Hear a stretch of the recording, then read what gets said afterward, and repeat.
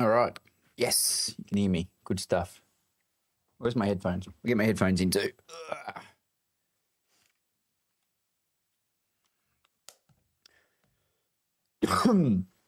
Today is going to be a big one.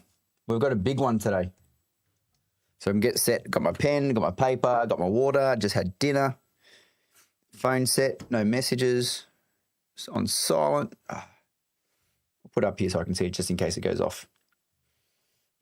The only thing I do need to do is which we forgot to do the other day is display set. Is it display settings?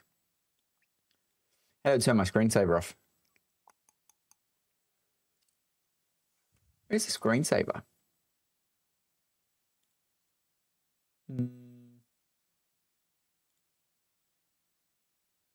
Background themes, lock screen. Is it power mode? Is that what it's called these days? Whoops. Power. Hey, famous. Good morning. I'm literally still in bed, so I'm going to be in and out until I have... No, you're right, mate. You're right. You're good. You're just on time. Where's power? Where's power? I think it's that one. Oh, now everything's lagging. Great. Power mode, balance, screen sleep, and hibernate timeouts. What are they on? Turn my screen off after 5 minutes. Nah, for today, we're going to move to 30 because we're not going to sit to 30 minutes, that's for sure. Make my device sleep after an hour. Make my device hibernate after never. All right, I think we're good. All right, we've got half an hour before the screen shuts off this time. Oh, but we've got a huge one. We've got a huge one today. We've got so much. There's so many videos to watch. So, before I set up the videos, the last thing, I've got my audio over there to make sure you guys can hear it too. I'm going to get this bad boy up over here. There's one thing I was going to do to chuck it up on the stream, but we're too late for that now. We've started.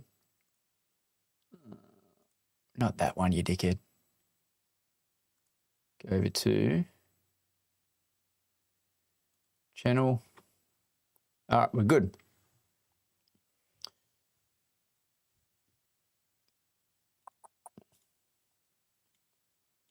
Bring up that bad boy, refresh. So, because we've got, I didn't realize today's one was 2 hours. Bring up that bad boy. Why am I not hearing sound in my headphones? That's why.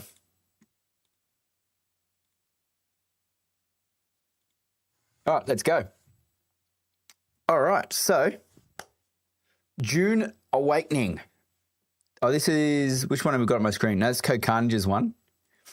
So there's a whole, I guess we'll start with the live stream, and then we're going to move on to, they've put out a few more videos. So I don't know if you've noticed or not, we've got the Landsraad explained. So they've got a 7-minute video on that. They got a sandbox combat, the forms of power. So they got a 4-minute video on that. So they're the two. So these two new videos plus the live stream. So we've got 3 from Funcom that we haven't watched. Plus there's a Carnage stream, and then I have also been told to watch Shroud's stream because they had an interview. So there's a lot to cover today. So without further ado. That's not bad. We should try to see if we can get a template of this bad boy. Vlad, good morning. How are you, sir? Oh, they're in the live as well. Okay. Yeah, let's cut down. We're cutting down straight into...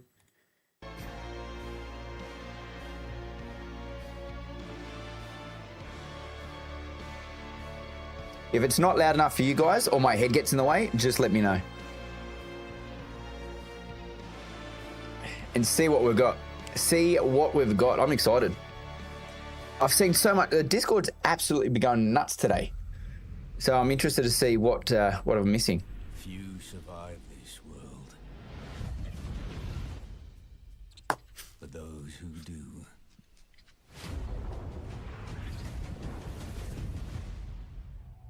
Down chip. Awaken. Let's go.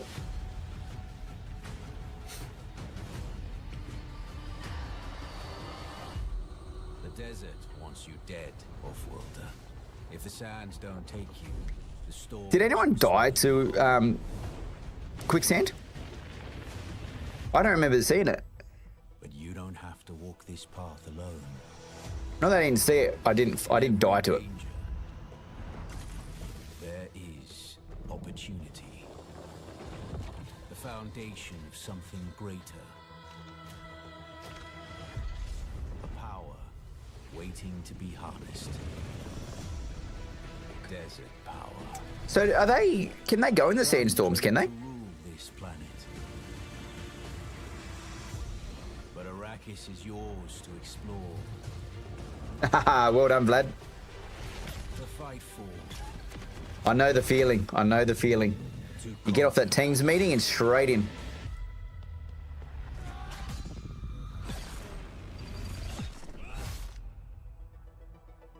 But there are forces beyond. I wonder if a sword breaks a shield on the first instance.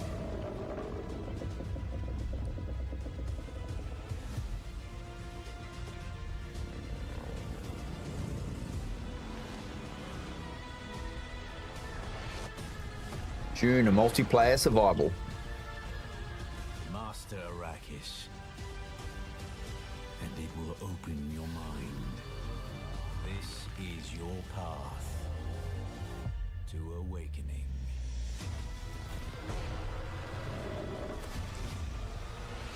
Oh, look at that kit. How many Ornithopters do you reckon we get in the sky? Have an Ornithopter race. That's what we might organise, an Ornithopter race. On the sly in a passing comment, but there are materials that can only be found in shipwrecks. Oh, so we're going to have to hit them then. Hit them hard. Oh, she's back. Hello, everybody, to our, and I can't believe I'm going to say this, last developer live stream before our head start and the full launch of Dune Awakening. I'm Natasha. I need to buy them off NPCs if they didn't change that. Stuff like components for later production. I'm so excited Let's for see. you to experience what our teams have been working on for the past years. So, some of you have gotten a taste of. If there's anything I can fast forward, let me know. So we've got beta and combat. But today we go beyond Live gameplay of Haggard Base and the social hub. That's going to be cool. Going to see a deep desert and Q&A. Nice. First, a little segment where we talk beta and combat. Well, that's We good. then have live I guess for the gameplay PvE of players as well, so that's positive. and also social hubs. We go into live gameplay of the deep desert. And as always, we have a Q&A in the end where we'll be connecting questions from you, from chat, live during the stream. But before we dive into all of that, I feel like I need to turn this up to 1.5 speed. Video. Brand new video. Okay, so this could be one of those videos I was talking about. Ah, yes, it is. In Dune Awakening is the fusion of melee, shields, ranged, abilities, and vehicles. As you progress, your tactical options expand, allowing you to express. Now, I do want to see it. I do want to see it, famous. Ooh. In the beginning, combat is a short, brutal affair. Do everything you can to knock your opponents off balance and open them up for a retaliating strike. Keep an eye on your stamina, or find yourself in trouble. Early abilities change the paradigm. I wonder how easy it is to parry. Force your enemies to come to you. Oh, that ability when it comes to you, does it stun him? Stagger an enemy. Knee charge into melee range. Ranged weapons like the Mauler pistol allow you to maintain distance and take down enemies from I'm watching his health. He's about to die. until a shielded enemy enters the fray. Holtzman shields change the nature of combat. Their Oh, what a parry. can only be pierced by slow-moving And let's go back on that. Did you see that parry from bloody slow on attack. dagger to sword? As you progress, Hang on, we've gone further. And also How do we get to social there? hubs. We go into live gameplay of the deep desert. And as always, we have a Q&A in the end. Becky. Ranged weapons like the Mauler pistol. Watch this, allow watch you this. to maintain distance and take down enemies from afar. Until a shielded enemy enters the fray. Oh, I didn't see that one. Change the nature of combat. Their kinetic barrier Did he can pull? only See, be pierced by slow 21. moving objects. Fast on you to maintain So is he pulling out and from a take dagger down enemies from afar. Until to a sword? shielded enemy enters the fray. Hang on, let's turn this. Where's the speed? Playback speed. See how this goes. So he goes straight to 2, does it? Swordsman shields change the nature of combat. Oh, he did put, okay. I thought he put a dagger, then sword. Barrier can only be pierced by slow-moving objects. Can only be pierced by slow moving objects. Where's that speed? Fast on defense. VOD too quiet, FYI. Attack. All right, hang on. Let me do so. Let me turn it up for you. Where's this? He's pulling out his melee weapon, but the moment you character actually grabs the weapon, you can animation cancel. I did hear that. All right, let me know how that goes. Daggers, kinjals, and rapiers are effective for dealing with shielded enemies. But without a shield of your own, you will quickly be overwhelmed by enemies. See, I could have sworn in the beta. I'm gonna check the. I have to see this animation cancelling for myself, because in the beta I don't recall being able to switch so quickly between sword and gun. Because that's quick, which is good, But which the is I want. also have a weakness beyond Oh, the wow. sword blade. Ranged attacks cannot be fired from inside an active shield, creating a window of opportunity for the others to exploit. Specialized range weapons can counteract shields. The drill shot rifle fires drilling darts that will attach to a shield and slowly pass through. Oh, wow. The So it's a good disruptor initiation. fires statically charged darts at variable speeds to overwhelm the power supply of the shield. That's cool. There's so many options in PvP. Can turn the tide of any battle. Swordmasters use their deflection ability to close the distance and bring their crippling strikes to bear on their I didn't enemies. like that ability. It felt very weak. Use their techniques to take to the air and bring death from above. Bene Gesserit This is stop looking good. enemies in their tracks with the power of the voice. Or use their Bindu dash. How's the sound? to Is the quickly video, close the gap. Audio right now? Mentats control the battlefield with their sentinel. Or use the Hunter Seeker for a silent The Hunter takedown. Seeker's crazy.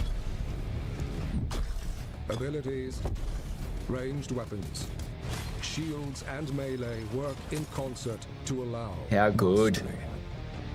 But beyond mastery lies the spice. Consume it to awaken. I'm not good with hot stuff. Transcend human limits with new abilities and prescience, seeing what others cannot, the narrow path to victory. That's amazing. Combine these techniques freely to experience sandbox combat, create unique strategies, and bring them to bear against your foes. Yeah, I saw that. Oh, I didn't see that, but yeah, I figured that when I saw that. The skill tree. That's wild. When you first start Dune Awakening, I feel it starts off slow. And then we've played the beta and it did feel better. And then watching that, it even gets, like, you can see that power progression. It looks so much better. Very happy with that. And we are back and diving straight into our first segment, showing you mid-game in the Haga Basin towards endgame as well. But first, let's of course introduce our guests for today. Here on this side, we did let him out of the doghouse. We have Joel Bailos, aka Chris. He got a haircut. Knife, our creative director. Joel, you want to introduce yourself quickly? Hi everybody. My name is I have to admit it, Joel Bylos this time. So because this is the last live stream, I'm going to admit that my name is Joel. Love it. It's fine. Isn't that Shane Jacobson? About everything we're going to talk about today. Yeah. Yes, and on this side we have Scott Jr., our executive producer on the game. That'd be interesting. Yeah. Finally let me out. You know, Yes. the game is gone. Exactly. But yeah, it's good to see you both, and good to talk about Dune finally.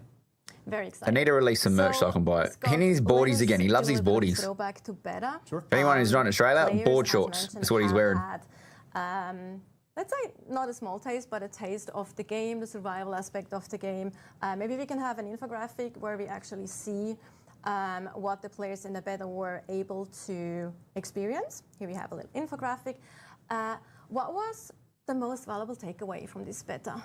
I think getting the game in so many people's hands so they can understand what we made.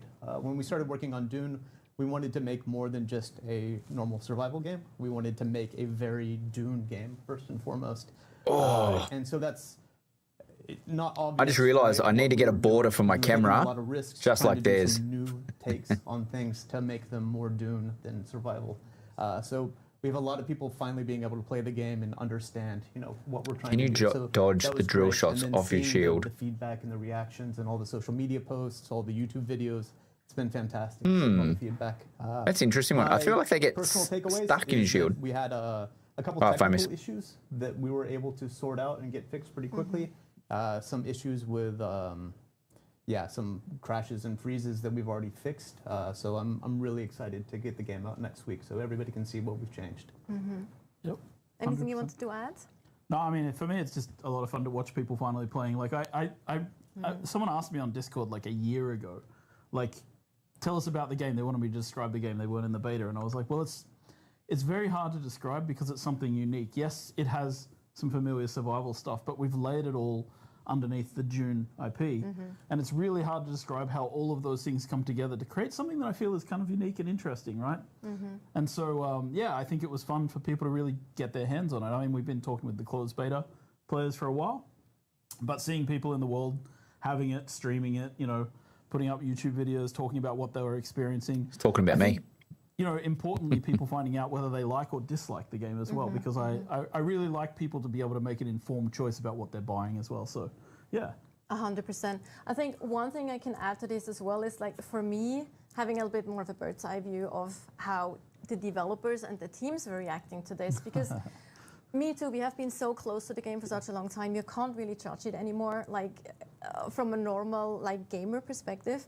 And then seeing all those amazing kind of, obviously there was feedback as well that we kind of needed to address and things, more on that in a second. Yeah. But it was just so fun to see how everyone kind of was like, no, we have something here, people are enjoying it and they're getting it and they're having fun playing the game, and that was really great to see from that perspective as well, just overall. In the moments people almost getting eaten by the sandworm, right? Those are very tense moments that happen in the game, and just seeing the reactions for people has been fantastic. Exactly. Yeah, there was one thing I really enjoyed, was also watching people coming in, I don't want to say skeptics, but they kind of, as they hit the beats of the game, as they progress through the game, in the beginning they're like, okay, this is this and this is this, and they kind of, and then they're like, wait, you can combine the suspensor belt and the sugar wire claw, and you can, oh wait, you can do these things? Oh cool, I got, and suddenly the game, it's opening up more and more, and they're really starting to understand the philosophy of how we... That's 100% what I just said. With the sandbox, right? So, I don't know, as I saw people experience, I was just like, oh God, they're seeing it and doing it. It's They great. get it. They have get those it. light bulb moments that we were hoping for, right? Yeah, and they just were growing more positive as they played more, right? And that that to me is huge. It's really important. Yeah. And it's, as I mentioned, that are the things that are really great to see from kind of an outside perspective as well. And it was good, it's the first slide was showing this, right? It's just the first 20 hours, so it's just a taste of the game, right? It's just the very beginning of Act 1. We have so much more to show, and Which the best is parts are yet to the come. rest, quite a bit, a little bit of the stream as well. But going back to the beta weekend, there were, of course, some things that weren't that great, that didn't go as planned. One of those moments was, of course, the PvP moment in the broadcast, and when it comes to melee combat specifically. But we have actually worked on this and addressed it. Scott, maybe you can give a bit of context to Yeah, so that. we were aware of this issue. We've been in closed beta for a year and a half Yeah. almost now, right? The new combat came in August of last year. Yep. And we've been making tweaks based on feedback and playtests that we've been doing. So going into the beta, we knew that there was that issue around stamina and what would happen if it ran out, and we'd already been working on it for over a month to try to fix it.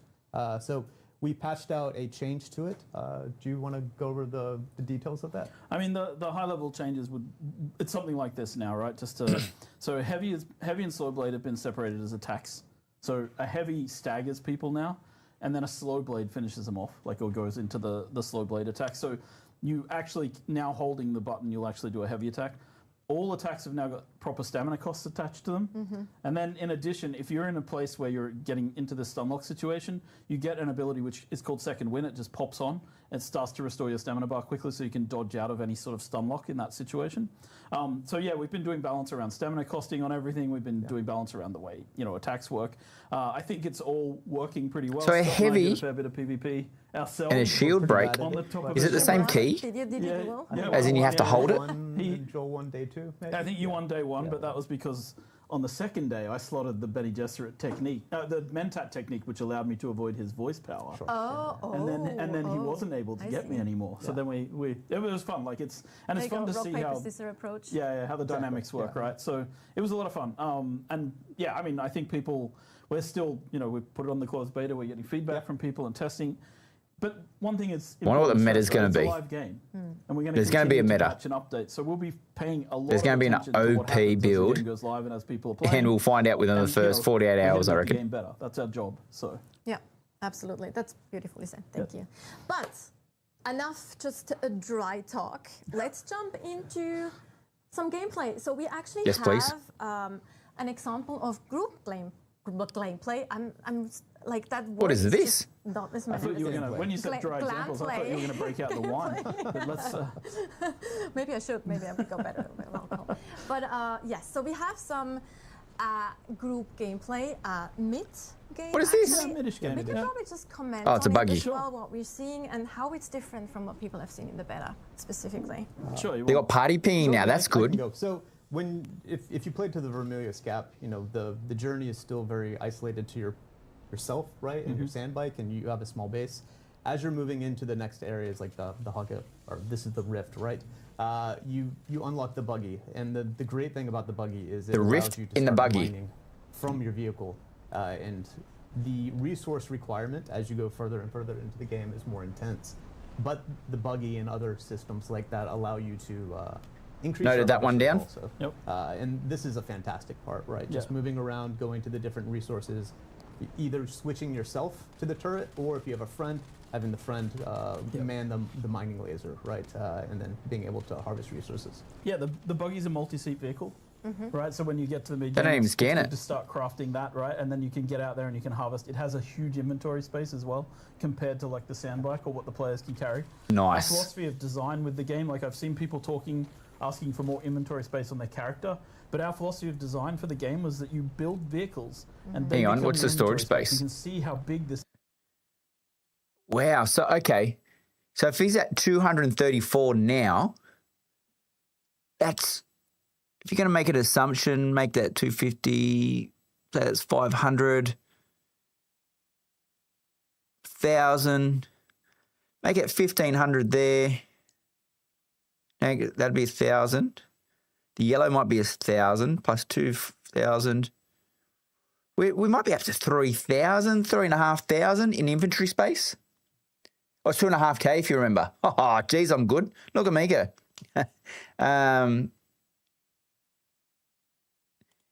How much volume. So you might so on that first part when you need copper and stuff, you might as well just go back with a buggy. So there's no point just like So the buggy stockpiling. really is like your mining Early. vehicle of choice as you get into the mid game. And if you're playing with friends, someone's on the turret, someone's in the driver's seat. You can have a friend in the passenger seat as well. You can bring multiple people, but you can also just like do this alone, jump between seats. In the interaction menu, just select I want to drive now. I want to sit in the turret seat and mine. But I want to talk a little bit about this location because we're in this place called the Hagga Rift. No, he's not. You're in Al Agab. Okay, so we're in Slaver territory. So we've just relocated from Hagga Rift to Al And Agab. as you can see, it's this dark, gloomy it's basically Major. a geological ditch. And Herbert talked about this in the book. 100% Vlad. Of Pan and Graben. And this Graben I are agree. these big ditches, these big chasms that you have on Dune, on Arrakis. Yeah, these are crazy. In here, it's like the sunlight doesn't really penetrate to the bottom. And down here, there's been this ongoing war of attrition between the Atreides and the Harkonnen over this shipwreck, which is central to this area. And then as you come up out of the Hagarif, you come back into these other areas of the map, and it's like it's a different style and tone to the desert. And I know people have been concerned, or at least been worried that like everything's one biome, but as you go down into the Rift, you feel it's a very different place. What is that?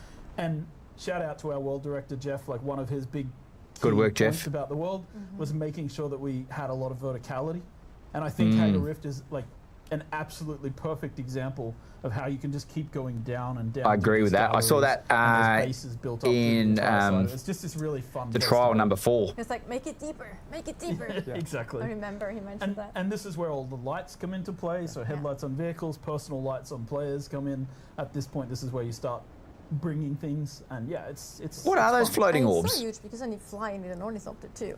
It's like wide and Oh, can you get an Ornithopter down there? that way too. There's copper there, that's good. In the setting, in the atmosphere when you're down, right? You've been in the harsh desert and the Vermeos Gap with like How the bright easy lights, is it to crash an on you the Ornithopter entire into time, a going mountain from or into a shadow to chasm shadow, or into a rock? preserve water. When Or you do get they down bounce there, off? like, music I'd like to has see done a if that really good job of happens. Just setting the atmosphere feels almost cool. Is that it? when you're down there? That's our base in the distance there too, Yeah, I think, yeah. where we're heading. So you can see the wreckage of like the wall. You can see that's a deserter base. Like because of the war of attrition. Can we salvage these Ornithopters? Harkonnen have deserted, and they set up little camps around here, and they create. Because if that's the case, there's so much scrap obviously here. hazardous. But now we're coming to a base that we created. I do like the for doors. this. And this I like is the fact that you don't have to have a door. Atreides base building set. Yeah. And this kind of, I think this is a. This is a great example of what you can there's a do will, there's a way. outside of the square blocks that everybody was seeing in beta. Oh, 'cause they look only at had the access buggy to the wheel. first Yeah, quick, couple of sets. take that off and screen. what's important as you get into mid-game, you start building up your infrastructure. Did you see And that? That's just as important as your equipment. Hang on. Couple of sets. Going, like, Yeah, from as he shadow to goes in, shadow, to As he preserve goes in, you water. see the buggy When you get wheel down there, absolutely going music nuts in the has done a really background. good job of just I was setting like, the quick, turn atmosphere. the camera. It's almost cool Is that when you're down there. That's our base in the distance there too, Yeah, I think, yeah. where we're heading. They you drop can see the resources for wreckage them? Of, like, the wall. Nice. That's a deserter base. Like because of the war of attrition that's been happening here, some of the Atreides and Harkonnen have deserted, and they set up little camps around here, and they create like. Is that the max they're speed? I'm not obviously seeing a hazardous. speed. But now Oh, we're because he's going not to driving, a that's why. base that we created for this, and this is the Atreides base building. The wheel looked set. fine there. He's And going to this kind of- reverse park I it. think this is a this is a great example of what you can do outside of the square Look at that. blocks that everybody Look at that was back seeing in wheel. beta because they only had access to the first couple And of then, sets. hang on, and what's was the important player as you get also, into the mid-game, player who's you start playing building with, up yeah, your I'm not, infrastructure, and that's 30, just Square blocks that everybody was seeing in beta. oh look, Square hang on, blocks that is everybody that was player, seeing he's in running on the beta. Square spot. blocks that everybody was seeing in beta. Oh no, he's stuck on the back wheel of the buggy, isn't he? Is he? I don't know. Blocks that everybody was seeing in beta because they only had access. He's just, the guy running in the background there. It's like, quick, turn the camera. But if you look at the This is a litter, great John, look how, like, I saw him drink some water just then as well. So as he was running in, keeping our eyes out. Harkonnen have deserted, and they set up little camps around here. And So they as he create, gets like, off, they're obviously hazardous. But now we're coming to a base that we created. you'll notice for he will this. need some This water. He's is half, the, Atreides He has a base drink. building set. And 250 this mil. kind of- I think this is a Bumped it up, and he's still got This is heaps a of great water in his drink example of bottle. What you can do outside of the square blocks that everybody Yeah. was seeing in beta because they only had access. Must to be the stuck. first But that back couple of wheel's going sets. nuts. Yeah, and what's important as you get into the mid-game, you start building up your infrastructure, and that's just as important as your equipment. No, I like that or there's your no doors, to be vehicles. honest. So even if you Look at that lose water. a vehicle, right? Like you make your buggy and you get unlucky enough to get eaten by a sandworm. Like How much water was that? Lose. No, I know I'm getting stuck. I get excited. Large water This is a great system. example of what you Wow. can do outside of the square blocks. This that is- everybody this was is seeing what in you're beta 'cause building, they only had Bob. access to the first couple Just of a sets. room Yeah, full and what's of large important water as you get systems. into the mid-game, you start building up your infrastructure, and that's just as important as your equipment or your vehicles. Circuit capacity. So even this if you one's what, lose a 90,000? vehicle, Was it 100,000? right, It's like, you 100,000. make your buggy and you get unlucky enough to get eaten by a sandworm. Like the infrastructure will allow you. I hope they don't have any too many way quicker. microtransactions. Back first. They'll send me broke. Can we stop for a second and show a pro tip here? Yeah, show I a pro really wanna tip. pro tip something. So, can someone go and use a chest? Yes. Oh, you want to mention my favorite thing? So if you go to the wait, is that a chest? Yeah. Okay. Yeah. So if you're in a chest in the game and you have a vehicle anywhere on your land claim, you can go to the top of the inventory on the left there where it says backpack. Where it says backpack on the left-hand side, whoever's driving. Up there. Yep. there. And click the drop down, and you can select the vehicle storage. That's good. This is a massive quality of life for getting things in and out of your vehicles. So you don't even have to Because stop. we know it's a little bit hidden. It's not the easiest thing to find. But once you know about this, it ups your quality of life in the game immensely because you can just drive in As with a long as you buggy can full of rename stuff, your buggies, go like into your say you base, got 5 click buggies, any chest, you don't click want any to click storage through buggies. drop-down and start taking That things is out good. of the back of that vehicle. It's something that 148k. the beta tester suggested, isn't it? Wow. Like directly. Yes. Yeah. This was something Yep. people were asking for during the closed beta. And we're Hey, going famous, to welcome the- back. Another thing that I mentioned before, which is such a small quality of life thing, Nah, but all good, we have Swift. that too, is First you don't time seeing have to it. empty your chest before you can move them. Oh, exactly. This yeah. is like that's Yes. just a complete mind-blowing. Oh, did she say we can move chests without emptying them? So the game works in these phases of Max 6 in the Ornithopter. beginning, you need a sandbike to get off walking around, right?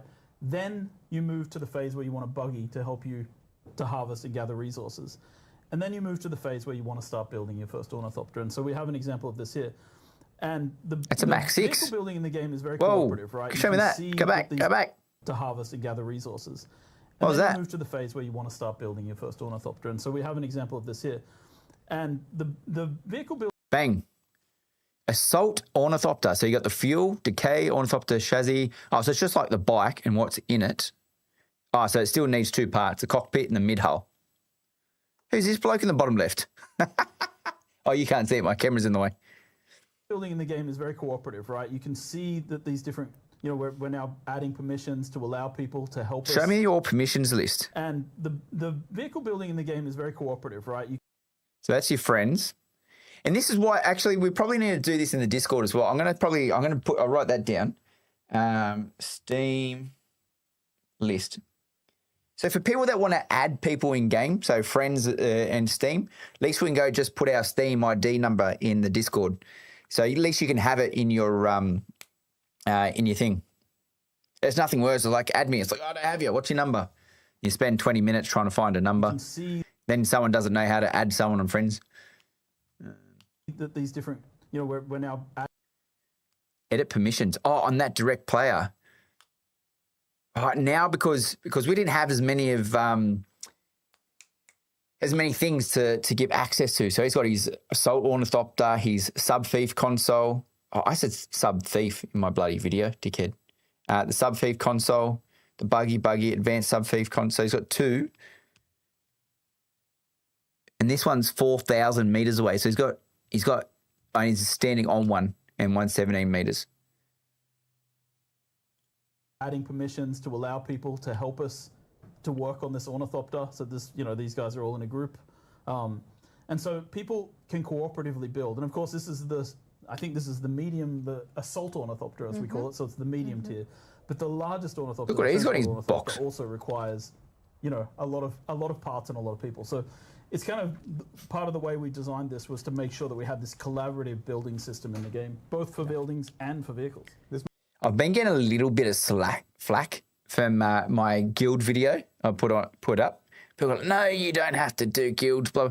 I said, I'm not saying you don't have to do a guild, that you have to do a guild. I was just saying it's beneficial to do a guild. Why do you need a guild? People go, no, you don't need to be in a guild. But That's my favorite part of the game. Just as he said, building there's a lot vehicles of actually collaboration, in the world, and there's a reason putting the why you'd pieces want that there, working collaboration. with your friends to make all the parts of them, and then like mixing and matching the different modules to make the vehicle, fit the role that you want to use the vehicle with for that moment. Oh, Yeah, and vehicles come it with takes different 6 module sets, wings. right? So you can put inventories on some. You're kidding. Like we talked about the buggy. You can actually have a rocket turret on top of the So when we're buggy, looking at which I think you resource-wise, saw you're in, thinking maybe Combat just Trailer 2, but earlier. no, you need 6 of those bad boys. So you can have different types of things on the different vehicles, and we'll continue to expand that post. Yeah, make your guild a 1. The vehicles more and more useful with utility. I don't care what guild you make, just let you know, it's helpful fun, to right? make a guild. And then I guess the other side of this is look at that. we can start talking about variants and swatches, which is our He's actually customization going to system. change in a second. We'll Yeah. actually see that. So there we go. Yeah. So this Yeah. this Trades Ornithopter. these guys are aligned with the Atreides. Boo. Boo. So here we just switched out the Atreides. And a variant, just to put Wow, the where do I distinction in get place, that hack? A swatch allows you to change the color sets, but a variant allows you to change the physical visual. The actual so this model, this is the shape of the Atreides. It's got the hawk-like lines. It's got the sharp angles. And the Harkonnen have more of an insectile. We need to set a design for those so we don't shoot each other.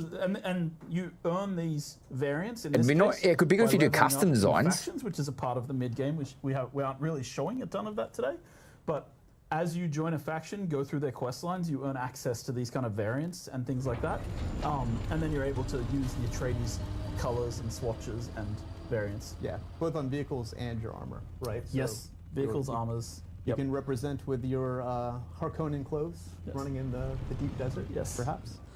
And that's it's important to note that like a lot of our philosophy around this was as well, like you create, so let's say you create a tier 4, like a mid-tier armor set, and it's like a scout armor. You can variant swap that to look like any other scout armor in the game. You can't turn it into a heavy armor or a combat armor because we want people to understand in PvP what they're fighting, but you can change it into any other visual of a scout armor. And it's the same with social clothing, it's the same with, obviously combat armor, and it's the same with still suits, which I mentioned, which are kind of our 4 major armor types in the game. And as you mentioned, sorry. So say that again. I'm pretty confident I know this already. Perhaps. And it's important to note that like a lot of our philosophy around this was as well, like you create, so let's say you create a tier 4, like a mid-tier armor set, and it's like a scout armor. You can variant swap that to look like any other scout armor in the game. You can't turn it into a heavy armor or a combat armor because we want people to understand in PvP what they're fighting, but you can change it into any other visual of a scout armor. And it's the same with social clothing, it's the same with, obviously combat armor, and it's the same with still suits, which I mentioned, which are kind of our 4 major armor types in the game. And as you mentioned, sorry. No, I was just going to say social medium, social scout, combat, and still suits. I'm sitting here going backwards and he said it all in one. Yeah, so scout, heavy, combat, and still suits. So the still suits is obviously the water one. The scout is the light armor. The heavy is the heavy armor. What's scout? So scout is like the light stuff that you would run across the desert with. Camera so people can't tell gear level. Yellow and we hide and the sun's gay. There is custom colors? All right, let's check it out. Yeah. And what they're showing right now. But same again, and this is why the Landsraad is so important, because when we go on the Landsraad, we can unlock from the houses if there's a house watch that we like. So there might be some, it'd be nice if some of the houses were a bit rarer in sense of overtaking, and it's like, okay, that's a hard one to get versus, but at the same time, it's nice that they're equal. But yeah, I think that's the goal, is unlock all swatches from all Landsraad contributions. Right now is the Vulture mode and the Ornithopters. So Ornithopters are great, right? Because you have your helicopter mode where you can move in all directions. You can switch to the Vulture mode, and then it's more of like a glider where you go. Vulture mode. To gain. Sorry, I'm getting Discord messages for recruitment, so I was like, yeah, I'll get in that. Social scout, combat, and still. So he's doing he's just gliding. He's already hitting 140 kilometers an hour. Ornithopters. So Ornithopters are great, right? Because you have your helicopter. It's easy to mode get distracted. You can move in all directions. You can. So now he's gone from the Eastern Shield Wall. We'll get the maps up later, and we can align these spots. So the Eastern Shield Wall is that way. So has he moved across? Yeah, he's actually travelled across the top. I can see where he's travelling now. So do I have the map up still? Oh, I'll get it up later. I don't have it handy. And then it's more of like a glider where you're going up and down to gain speed. Yep. It's basically a airplane mode and a helicopter mode, so to speak. Yeah, right? it's like a hover mode and a glide mode, right? Yeah. And the Vulture mode allows you to be more maneuverable. You see that they have a boost module. Actually, this is fun. Like when you get to too high an altitude, you start increasing your fuel consumption, which prevents people from going too high in the game. Also good to know for people who want to stay, close to the ground. And now gliding at 164k. The shield wall, which is on the para-northern side of the Haggard Basin. We can talk about the para-directions at some point, because that's always awkward and weird. But because para-north is really south in relative terms to the map. But this is like... I'm interested to try that, Bob. I am interested to try that. Here, but the enemies are much harder, and the resources you gather up here are much more of much more value, right, to what you're doing. So these are areas where you harvest. And the first time you're coming here, you don't actually have an Ornithopter. More than likely, you don't, right? So then you're having to make the choice of like, do you bring your buggy here, which is really high, really hard to get to, or do you go with your sand bike and try to climb up the wall? So it's ultimately it's about choice, how you go to each of the biomes, and then which vehicles you bring, right, which enable different mechanics based on the one you want. Can you not build here? Yeah, and why is like it? Hang on, sorry, did I miss that? the- I'm just confused in the sense that Do you bring your buggy here? And now we're flying through an area. Of the why map is he? known as the Shield Why Wall, is it a choice which is between? on Like, the- what's on an the issue with bringing Paranorth either? Side of the Haggard Basin, we can talk about the para directions at some point because that's always awkward and weird. But because Paranorth is really south in relative terms to the map. But this is like these are rocky areas, so the sandworm is less of a threat up here, but the enemies are much harder, and the resources you gather up here are much more value, right, to what you're doing. So these are areas where you harvest. And the first time you're coming here, you don't actually have an Ornithopter. More than likely, Yes. you don't, right? So then you're having to make the choice of like, do you bring your buggy here, which is really high, really hard to get to, or do you go with your sand bike and try to climb up the wall? Sand bike. You're going to go sand bike. ultimately it's Oh, about buggy or choice, sand? how Buggy's you going to come in if there's go to resources up biomes, there. and then which vehicles you bring, I'd probably right, jump to which see if there's enable anything up there in the first place. different In focus, how you going, mechanics buddy? based on Buddy? the one you want. Yeah, and like this area we're in now is known as the Uldum as well, and the Uldum Oh, has a little more I had no climate choice in growth focus. and a Had little no more choice. greenery, and that's because the Uldum is an area where they were doing experiments on some of the land, and we won't talk too much about it. But yeah, This we're base. gonna fly over. I guess this is our second base. this is our yes. second base on the shield wall. Yeah, so this Is he going into it? And let's go back just a second. on Just from some a high of the- level, some of it the seems land. like We he's won't got a talk too much lot. about it, but, yeah. What? They're We're gonna those fly wind over, generators I guess right here. One. So I think they were generators, and that was the one that creates water. So that one takes water. That one takes water. But these ones power the base, from what I recall. Don't quote me, but I'm pretty sure that's the case. And I love that you can get the shield on the roof, so you don't have to go underneath. You can just fly down. this is a I'm going to get OCD how I park the cars. It's going to be like Yeah, so GTA. this is the Lots of pens guild shields. base. So this is further Wind into traps, the game. that's the one. People have progressed a bit. They're probably You can, but so you need to we carry divide or game bring the into buggy or 4 drive it phases. and drive ramps, but every time, which Survive, gets protect, tedious, I expand, guess. and control. Yeah, but So you got this the would gun. be- Can you use the gun Here to you're pull, either on or the is it just expand buggy or that control pulls the part gun? of the game, the sort of last 2 phases, right? The gun that So you've pulls got the buggy bigger back. Can you do guild, that? working Not the with buggy, a the larger bike. group of people, Can you do potentially. that on You still play the game buggies? solo at this point. Everything just takes a little longer and is a little harder to do on your own, right? And you can still do it. You can craft these ornithopters. There's no problem. But we encourage people to play together and work together in a multiplayer game. And we're showing off some building sets we've never shown before. Yes. These will be the Yes. Twitch drops. These are Yes, Twitch drops. Yeah. exactly. So the one this is actually the that one's Chome building set. He just said these are Twitch drops. When are these Twitch drops going to start? Because I can appeal my Twitch. I need my account back so I can apply the Twitch drops. But hey, Jason, long time no see. So what's happening about Twitch? Oh, veteran. I can appeal my Twitch account on the 6th of June. So I'm literally a week away. Why am I out of focus? I'm literally a week away. But I need my account to get those Twitch drops. If those Twitch drops start, this is so annoying because the game drops on the 5th. This is bullshit. Yeah, but the problem is I want to link my actual account to the game, so I don't have to this back and forth thing. It's just, but technically you're not allowed, if you've been banned on Twitch, you're not allowed to create another account because it's seen as trying to bypass the ban. Either way, it's just bullshit. Anyway, let's carry on. Twitch drops. Those round windows and the ceiling pieces, pretty much everything that's more metal than like white stone, those are actually going. Very quick story in focus. So I used to be pretty decent on Twitch, right? I was growing, doing a great job. But one day I woke up and my account was banned. Indefinitely suspended. You can only appeal every 6 months. Because I appealed and they rejected it. And apparently I was hacking or DDoSing, which I wasn't. But at the same time, I got banned. And then they send you an email. If you try to appeal or try to fight this too many times, this could affect your account. So I didn't push it, which in hindsight, after what I've known now, I probably should have fought it a little bit harder back then. But right now, because I'm a week away from being able to appeal again for the second time, I'm just going to wait till then. But either way, yeah, I got banned. I'll be asked for the evidence. So I did, and they deleted it, Jason. They deleted it. I was like, what happened? So I said, can you send me the video? I said, under the Privacy Act, can you send me my data?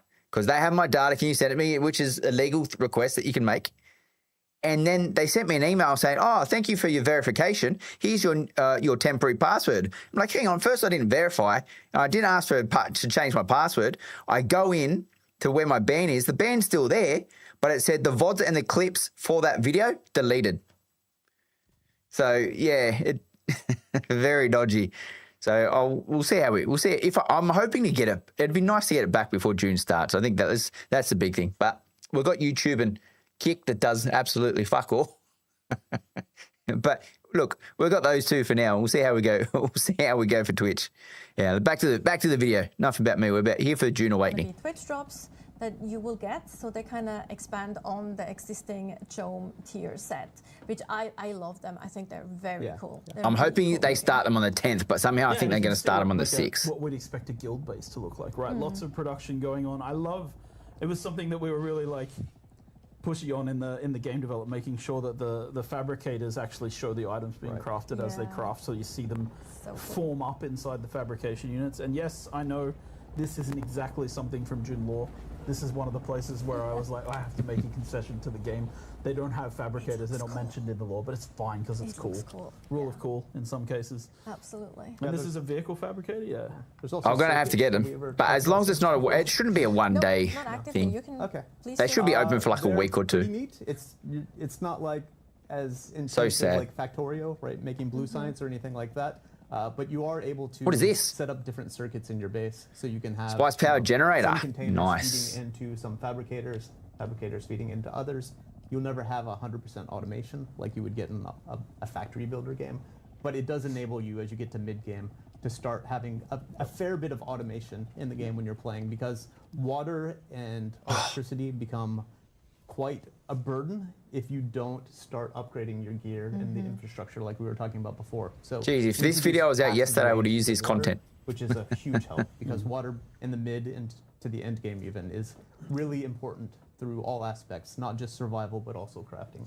For my fellow lore nerds out there, we call the passive water generation wind traps. I was just about to say there are actually some wind traps on this, and we've seen some while we walked by them as well. And yeah, it's just like you also see here how much bigger those refineries are. We also saw a spice refinery as well, actually. Like Yeah, there was the spice refineries, yeah, tubes. yep. They were cool. We just saw a room with some decorations in it. As well. This does look good. It does look good. You can pimp up your area in a sense, like put out holograms. It was quite funny because here's a fun anecdote from development.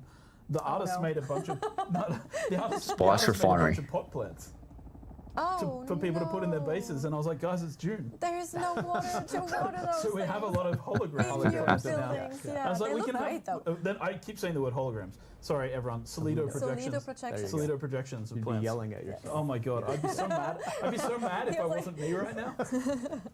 If you like decorations, you need to explore quite a bit, right? Yes. You know, we don't unlock them all. Yes. Go to trade posts, go to places where there are people.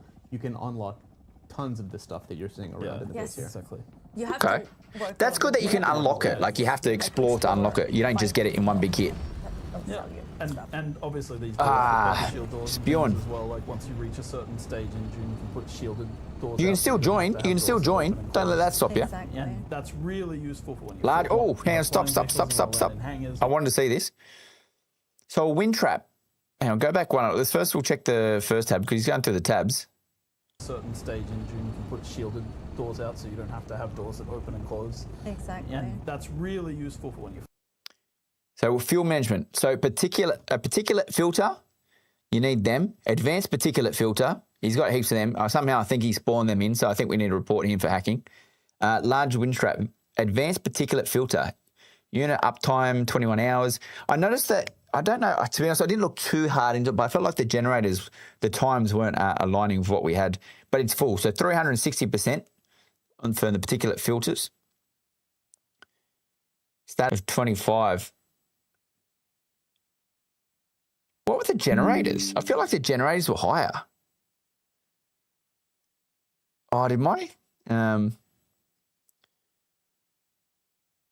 Fair enough.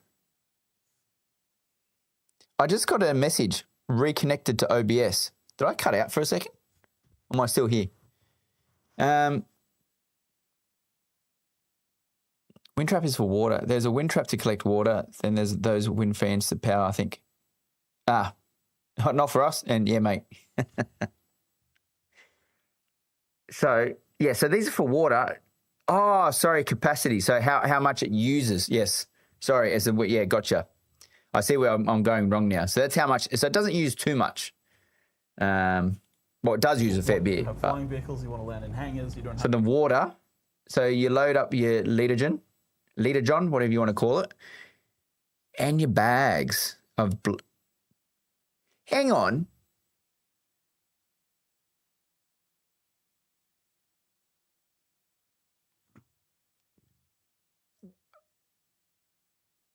Why is there a blood bag in there?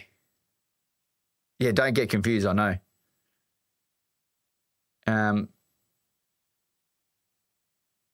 Yeah, but why it is so like they're showing you what. So that's a backpack, but why is a blood bag showing? So can you see? Because I don't recall being able to put water in a blood bag. You put blood in a blood bag, and then you go put the blood in the blood extractor. Okay, so we can't use it. It's just showing it. Current bug. But the leader drop, how many slots in this is it like we're looking at? We're looking 1, 2, 3, 4, 5, 6, 7, 8, 9, 10, 11, 12, 13. This is, 13 to 15 slots on the leader drop? That's not bad. That's not bad for survivability.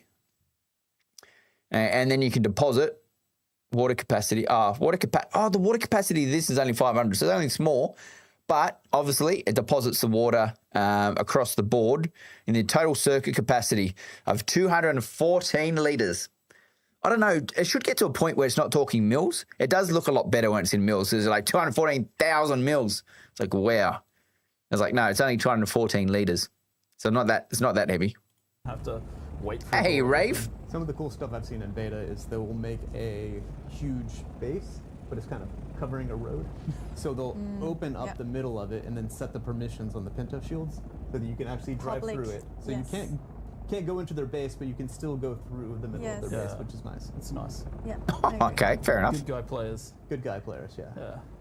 So I think we're actually gonna go up to the roof now and build a transport ornithopter. Oh, nice. Great. Which No. not yet? Okay, not yet. No, we're not. Excuse me. We're not. We're We're wrong. gonna run around the base a little Not bit wrong. more. We're still doing other things. That's an... Yeah. Wow, okay. look at them all. Few ornithopters What hovering we'd around. like to do is... Does this really go for 2 hours and 18 minutes? Social hub. It does later too. on. And we'd like to Jesus, we're gonna be here for a while. Unfortunately, we can do only Twitch, so I'm sorry, YouTube. We love you over there too. It's just our bot is being a bit difficult. So we'd like to do a poll, throw that to Twitch chat only for today. Which of the social hubs you'd like to see? I know. How good is it, Rafe? Right now. One is Arrakis. You change the swatches, You can choose Jason. which of those you'd like to see today. So we give you like a few minutes to vote on that while our rock stars and wizards behind the scenes are preparing that poll for you, if it's not running already. Update vehicle respawn point. That popped up heaps. One of the cool things that they were just showing there is the... Arrakis or Harco Village? Which one got voted for? Has to be Arrakis, surely. Once you build a sand bike or a light ornithopter, you can actually build a tool to hide it, or like, what's the lore reason, Joel? Let's go with the Ritchie's perfected miniaturization technology, Sure. and the player is able to miniaturize their vehicle, and it only works for vehicles that have nothing in their inventory. Correct. Yeah. And two types of vehicle: the sand bike and the light scout ornithopter. Yeah. Oh, we're that's flying good. past. Highly recommend always using it, right? When you're going to a location, land, store your vehicle. Don't let it get destroyed by a sandstorm. I learned that the hard way myself. Okay, so light ornithopter you can recall. I see we've gone with spoiler territory here, and we're flying over the giant power station of Misatariel. Oh, really, I Vlad? don't want to talk too much about it, but we'll let people figure that out in the game. It looks cool. It is my favorite location. Me I know too. exactly where they are right now. Mine too. And the Mine too. story involved in it is So really cool. please look forward to Yeah. it. And then we have someone doing their vulture roll, which is very nice. Can you hit your scanner as well, whoever's flying?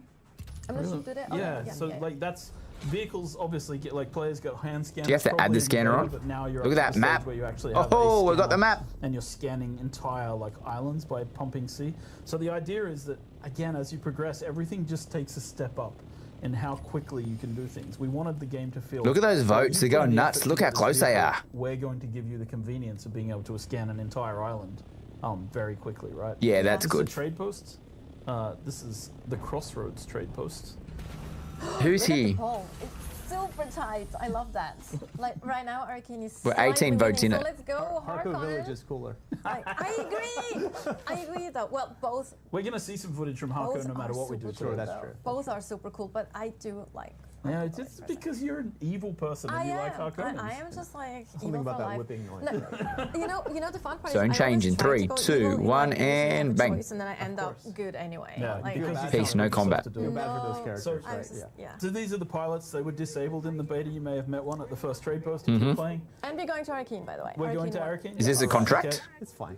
So I we're want gonna that go face into mask. Arrakeen. All right, that's cool. Whoa, whoa, whoa, what are you paying for? The pilot. Characters, So- I right? was just, Yeah. yeah. So these are the pilots. They were Oh, is this a taxi service?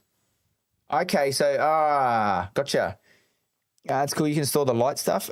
Yeah, no, I think that's good. In all the videos, I haven't seen someone add one. I know you could add, I think it was you could add one to the bike. Ornithopter taxi between outposts. Yeah, then this is what. So, disabled in the beta. You may have met one at the first trade post if you're playing. so you want to go. The basin is a pretty big place. Could you actually go back one? So, what are our options of the last? End up good anyway. Yeah, like, because bad you for can't the- bring yourself to do Feel it. bad for those No. characters, So- I was right? just, I want to fly. Okay, can I fly you somewhere today? yeah. So these I want to fly somewhere. are the pilots. They were So you go Hacker Basin, Arrakeen, Harko Village, Nevermind. Where's Nevermind? I haven't seen that on the map. disabled in the beta. You may have met one at the first trade post if you're playing. Then you got Griffin's Reach trade post, the Anvil, Pinnacle Station trade post. On second thought, I'm fine right here. Which was this one? Pinnacle Station. The best part about storing the light copter is they can't steal your copter in your inventory, so you can quickly store it and get in your shot. Yeah, that's a good point, Famous. It's And we're definitely going to needed. Arrakeen, by the way. We're going to one. Arrakeen? Yes. All right. Okay. And you picked it up, Rave. You picked it up. Suit yourself. It's fine. So we're going to go and visit Arrakeen. All right. All right, so he's gonna pay 2,500 Solaris. Solaris. I don't know how you just say it with an S. Solarius.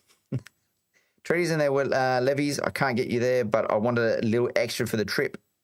Oh, I can get you there one. So you give him 2,500. All right. That's cool. The Let's go. pilot only takes cash. So you can't have credit. You have to have cash. So This is good. we're heading to Arrakeen. She doesn't use it on sunscreen. Freaking that's- Pavlova she's Steelers. really somewhere. Like, let's just get that out there. Yes. I'm just But yeah, thinking you if need I to got caught at have 6v1 in DD, Landsraad, fine. One of the If I features get in caught the in a game that we haven't 6v1, really spoken Famous, about too much. I'm going to pull out my gun. We've spoken, but I don't think My people grapple, picked it up in the beta. and we're just gonna have to see how we go. Because this is cool. This is Arrakeen, and as we arrive in Arrakeen, so one of the features we have in the game is the CommuniNet system. And when a player I always wanna know how to opens say that, their CommuniNet. they can choose radio stations to listen to in the game, a la like a Fallout game or a GTA game. And this guy, Finno Gary, he runs. I'd like to trade. Where do you find? Where do you go to find salvage? Have you been at this a long time? What if you can get it? Can't get it.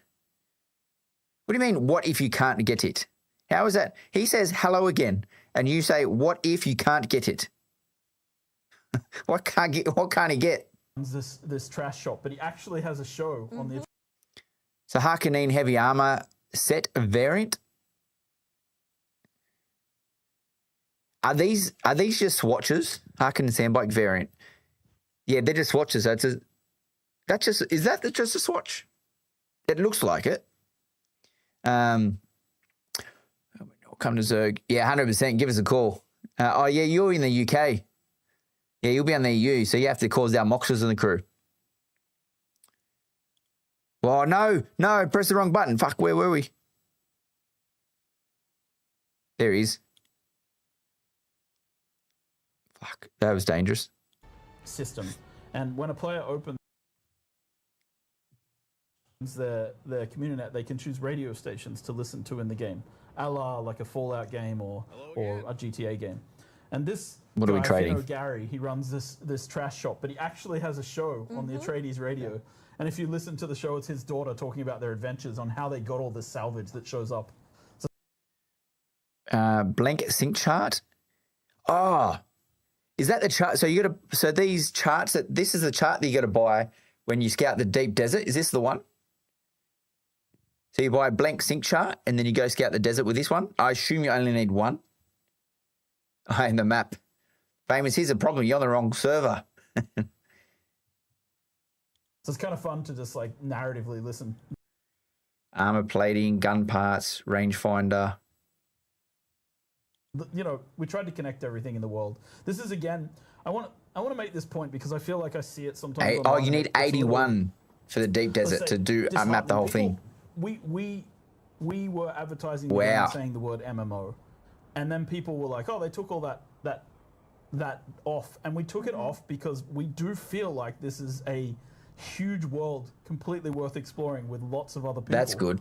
But it's not an MMORPG, and people were getting confused by that. Yeah. So we took it down. But I think it's clear when you look at places like our social hub. I wish it was an our exchange MMORPG. system, our banking system, that we have a lot of elements from those style of games here, right? What? So, yeah, we're looking at 81 the times exchange right 32? Hang on. So you're saying also you get the contract salvage to get scrap and blueprints from there, and then you need more to create duplicates. Oh, for the team. 32 members. So if you get one person, go out there. So that's, fuck me. I'm just getting the calculator up. So you're saying, from calculator-wise, 81 times 32 for everyone. It can't be right. Oh, times the 1,500. It's only 3.8 million Solari, so you should be fine. I'm sure. So actually, to do the whole desert, what's the whole desert? 81 times 1,500, 121,000 Solari. So that's not bad. Like it's a lot of money, but it's not bad. Like 121's doable. Everyone's just going to pitch in and then you can just leave.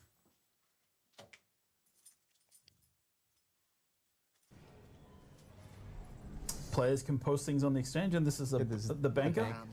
Would you like to dip One of the great things here is you can actually store items and credits, right? So say you're going to take a long vacation, you're worried about your base getting destroyed for some reason, you can actually fly to Arrakis. Sorry, slight interruption. Stuff in here. I was actually thinking, it's like one of the great things here is his mustache.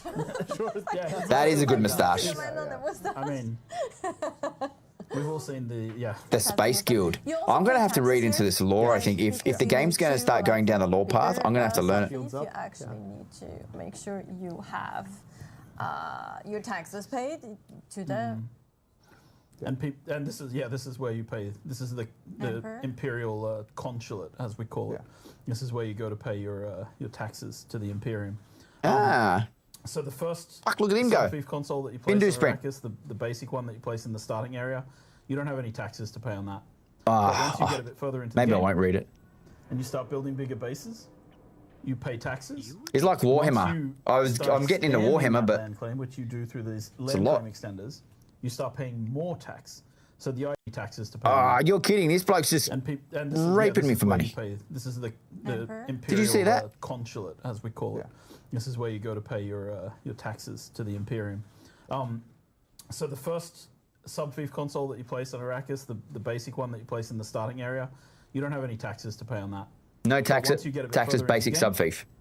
And you start building bigger bases, you pay taxes. again? Once you start expanding that land claim, which you do through these land claim extenders, you start paying more tax. So So you got advanced sub-fief console, invoice 1, invoice... Jesus. My time remaining 4 days. 5. It's not bad. It's not horrible. I've seen worse. In Australia, we pay taxes on everything. So within 10 minutes, but you need the money to get there. Compared it all over. I love it. The law. Oh, of the what law of Dune or of Warhammer?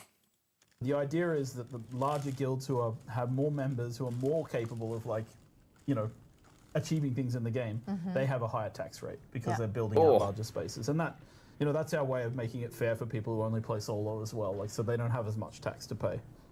The other important thing about the cities is that's where 40K, really nice through the faction storylines. Right? Did you see the new game coming out? Officially join 40K? or join the The turn-based one? And, Yep. you know, start vying for the Landsraad system and getting involved in the politics of the entire world.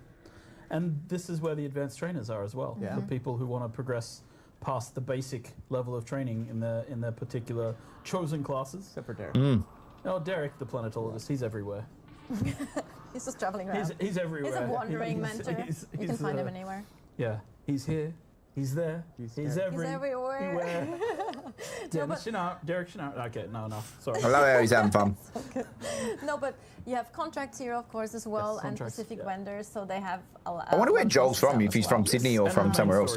I feel like he's from Adelaide or Perth. Yes. So now we actually get a glimpse at. Yes. So you can use the pilots in the trade post to fly. You can be in our team if we have a quiz. Pilots to get back, but once you have your own Ornithopter, you can just fly to the edge of the Haga Basin map, and you'll get a prompt asking you if you'd like to go to the Overland map. And this is the Overland map, and this is again one of the things that I think kind of breaks us away from your standard survival game. This is where we have the ability to infinitely expand this game, where we have multiple maps that players can go to. I think this is where you go to reach the deep desert. This is where you go to reach several of the story maps. Right now, we've landed on a fuel deposit. We're just picking up a bit of fuel, refueling our Ornithopter on there. We're able to expand here for a long time, and this is kind of part of what, again, we wanted to do to make this a coherent universe, right? And make Dune. So what, is he flying now? You know, we're going to be working on and adding to for a long time. So post-launch, there will be new locations that show up here. Yes. We'll have events that have locations here for short durations, right? For to shake things up, and you know, eventually when we release huge content drops, they'll be accessible through the Overland map. The Overland map. Exactly. The Overland map. One thing that you can find in the Overland map, which also goes into the story, that we really would like to talk a little bit more about, because we haven't really, as you mentioned, it takes a while to also get the story going. So people during the beta weekend haven't actually.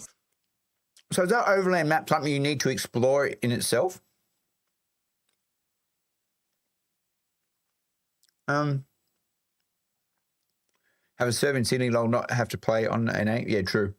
Hey, Tix. You can see fuel and water bars on the side of the ship. I was just curious, that overlay map, is that something you have to explore, or it's preset and it's just allowing you to travel rather than using the taxi? Seen much of that. Yeah. So via the Overland map, you can also access some of these story dungeons, and we actually do have some footage. She just said it. Using the overlay map, you access the dungeons. Footage of one of those dungeons that await you, and Joel and Scott can probably give a little bit of context what we're seeing. Part of Act 2. So here we're not going to spoil too much of the story, but this is kind of the theme of Act 2, right? You've moved from a survivor doing the trials, now you're getting involved in the politics. Oh. The kitten is back. Yeah, so there's a lot more interaction with NPCs, Who are you? dialogue, there's a lot more cinematics. Seems like the water shippers have some new blood. One of their members rose from relative obscurity to become their wealthiest member. And a lot of locations outside the Haga Basin that you'll be going to. One of my favorite characters too. Yeah, I love her. Everyone does. In the Cone of Silence. Yeah, that'd be cool, Tiggs. That's going to be cool. Cone of Silence here, and the game actually dampens all the sound outside of it when you enter, which is pretty cool. To be distributed in the water supply of this. Yeah, the first The first trials are they're a bit slow, People who What understand. is that, by the way? I actually don't know The what that Assassin's is. Handbook describes certain poisons. Chalmurky is poison in the drink. That's actually something I didn't know. Like, I was wondering about that earlier. Like, I didn't know what that term is. So you see we have a dialogue system in the game where you can make choices based on several of the things that you've done in the game as well. Your background at the start has some payoff here. This water shipper is wealthy. Again, it's not like, you know, we're not making an Obsidian RPG with all of the choices that something like that has, but we're doing a level of this that's above and beyond what most survival games do, I think. And you will be interacting with some Dune characters that people But look are at her familiar last with. name. Yeah, Dune yeah. fans probably recognize already that last name. Yep. What's the last name? We're skipping ahead here. We've jumped to the part of the mission where you're heading towards the Water Shipper's Mansion, which is in the Imperial Basin just outside of Arrakis. The player is being sent there to assassinate and poison this water shipper on behalf of Alara Tuek. And so Tuek. we come to this new level on the Overland map. Yeah, so your job is to infiltrate, Yes. right? Yeah, she's talking and explaining the mission, but I can't hear it, so I'm just... But One of the things we wanted to do is make sure all the abilities still work in these, so it is still very Are these solo sandboxy. missions or are There'll you going always with be a group? multiple approaches. You know, if you have a Shigawire Claw, you can use that to grappling hook over some areas. If not, you know, then you're gonna have to be a little bit more stealthy and avoid the searchlights. Yeah, no, they were exactly. very. It's one of those things where They our weren't philosophy amazing, is that were we they? give people all these tools, but it's a sandbox. Play the way you want to play. Like here, it's, you know, we have to find a guy called Yargan, who's her contact. He's supposed to be waiting for you by one of the storage sheds. And so like it's like. What do people think of stealth you believe missions? that I'm not a we're big fan quite of stealth nice to missions. people, you might get spotted, but you I can just get bored. escape the lights quickly. Yeah. That's the one we I'm found not, here. you can read the dialogue here. It's fun. One of those ones. And again, depending on your background, they actually get different There's a cool choices point where to- you travel sideways. To the dialogue. Character creation is Yeah, so important. you're not necessarily going in a linear progression. You got things that you can do on the side. He's a grumpy guy. I wonder how they contribute to first materials, research, skill level, Especially when it XP, talks all that about other place. stuff. Intel. You'll appreciate this option. It's like, so Did you see which the glider had a good power pack? I bet they did. Which background do you have to get that off? I love stealth. That one's Now for I'm with you, Vlad. I don't For like being everyone. pushed into a stealth Okay, mission. There you go. I love that we have it in a video too.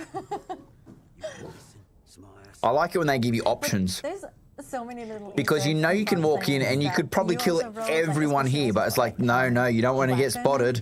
Yeah, weapon description. There's nothing worse than they do that, but yeah. Like for those of Stupid. you who do like lore and who know Dune lore as well, you will find a lot of connections. But also for the ones who don't, Yeah. it's super fun. That's true. He's also explaining the different ways that you can approach. Like this he's literally quest right standing now on the to steps sort in front of explain to you, everybody. it's Like two how is parts. You can how is take, everyone you don't not have seeing to him go right this now? way, you don't have to go that way. Here's how you can get in. There's how you can get in. Right. So, as a player, you can approach this again in kind of that sandbox approach. It's like. Again, I don't want to oversell it. It's not a. That was a good range. Like the Dishonored level, but you can definitely find alternate paths into the mansion to achieve your mission. And I think that like That's shout good. out to the story content Oh, team, Bernard and the boys. how as I nice call is them. that? They've done a They great say job with 30, these, no, setting 75 them up. meter range And on the here's what sniper Scott was rifles. talking about where you know, Speed on that I guy. set the game up in this way. I'm a Benny Gesserit that you can take. Like you don't have to go this way. You don't have to go that way. Quest right now. Again, I don't want to What's- oversell it. is It's that- not a so is that massive the, thing where you Bindu have, like, the Sprint Dishonored level of- plus but a, you can definitely find alternate paths into the mansion. Anything else on top of that to to achieve make your that mission. speed that he just And I think that he like flew. a shout out to the story content team with Ambush Bernard kill. and the boys. Was that- as I call was that them. a, They've done uh, a great job with these, setting them up. And here's Bindu what Scott Sprint? was talking about, where you know, oh, like I've set Was the that game all up in this Bindu way. I'm Sprint? Benny Gesserit. I'm just going to stun this guy, and then I'll be able to walk past him, and he won't even notice me. He won't call up. He won't call the guards because he doesn't see me. Right, and so you can use your abilities, your skills that you picked up in the game to just pass through these areas, and yeah, it's kind of fun, right? And we just Hey, wanted to Valeki, show how you that going, we buddy? have more than just, you know, the basic survival game. There's way more going on here. Yeah, especially like I think it takes about if you let's assume you ignore everything else because there's a lot of choices. for Oh, you. while I'm here, whoever's in here, that's a good point. If you're currently in here and you haven't entered the draw, I've got 4 Dune Awakening early edition packs to win. So if you haven't gone and entered into that draw, make sure you do that. It's in the description on YouTube. So if you go to the YouTube description, down there it'll say giveaway, and in the giveaway link, or you can go to X, and you'll find me on X. There'll be a whole, or in the Discord as well. There's a giveaway section in the Discord. So make sure you go enter that giveaway. It's free, absolutely free, and you could win yourself a copy, and you can give it to a friend. You can even give it to a friend if you win. Let's assume you're only going for, because you always get that friends like, I don't want to pay for it now, So it takes you. But if you give it to them, bang, friends in. It takes about 30 hours until the story really gets going. 30 hours until the story really gets going. Yourself, just experiencing all the survival elements and going at it alone. Yeah, probably 30 hours to get to part 2. Yeah, but I think a lot of people enjoy that. Hey, he's our Moxus. About Act 1, but the first part of the game is deliberately somewhat light, just to give people. We got you another recruit, by the way. I don't know if you saw, but another recruit came in. Like, follow up on the Fremen. You have the Fremen trials, and it's super interesting. And then we start introducing and layering the politics of the universe. That's our Moxus. Smash those trials out. Personal story, like what's going on? Why are you the one being asked to do this? What's happening, right? And ultimately, it is a survival game first, right? Yes. So the player needs to learn how to survive in Arrakis, right? And it's a very harsh environment. There's a lot of mechanics to figure out, and then you have to make your way through there and figure out how to get outside of the Haga Basin right before you can experience more of the politics and intrigue that poison the water supply. And I really love that we have, the beginning of the game. I was going to say during the storyline, but no, it was a dungeon, wasn't it? You get context to where you, a little bit of context what's actually happening. I love how he. I love how he looks around here, like he looks to his left and right, like, a little bit of context what's hang on, where am I? You have was no one seeing me? A person that talks to you and helps you at the beginning. And that's a nice suit. I want that suit. Learning the actual mechanics and the tutorialization of the game, and we give you time to get a bit. Yeah, the third skill slot would be nice, wouldn't it? Not everything, but a lot of the things, like the basic mechanics, and then we approach you again with the story a bit later on. And I really love that too. I love this guy, but we're cutting now because we're not going to spoil too much of what's going on. No, exactly. So obviously we don't want to show too much more to this dungeon. Do you think that was a live hint saying, hey, can you turn that off? Video that's going to lead us into our next segment. So enjoy. Cool. What do we got? Intense.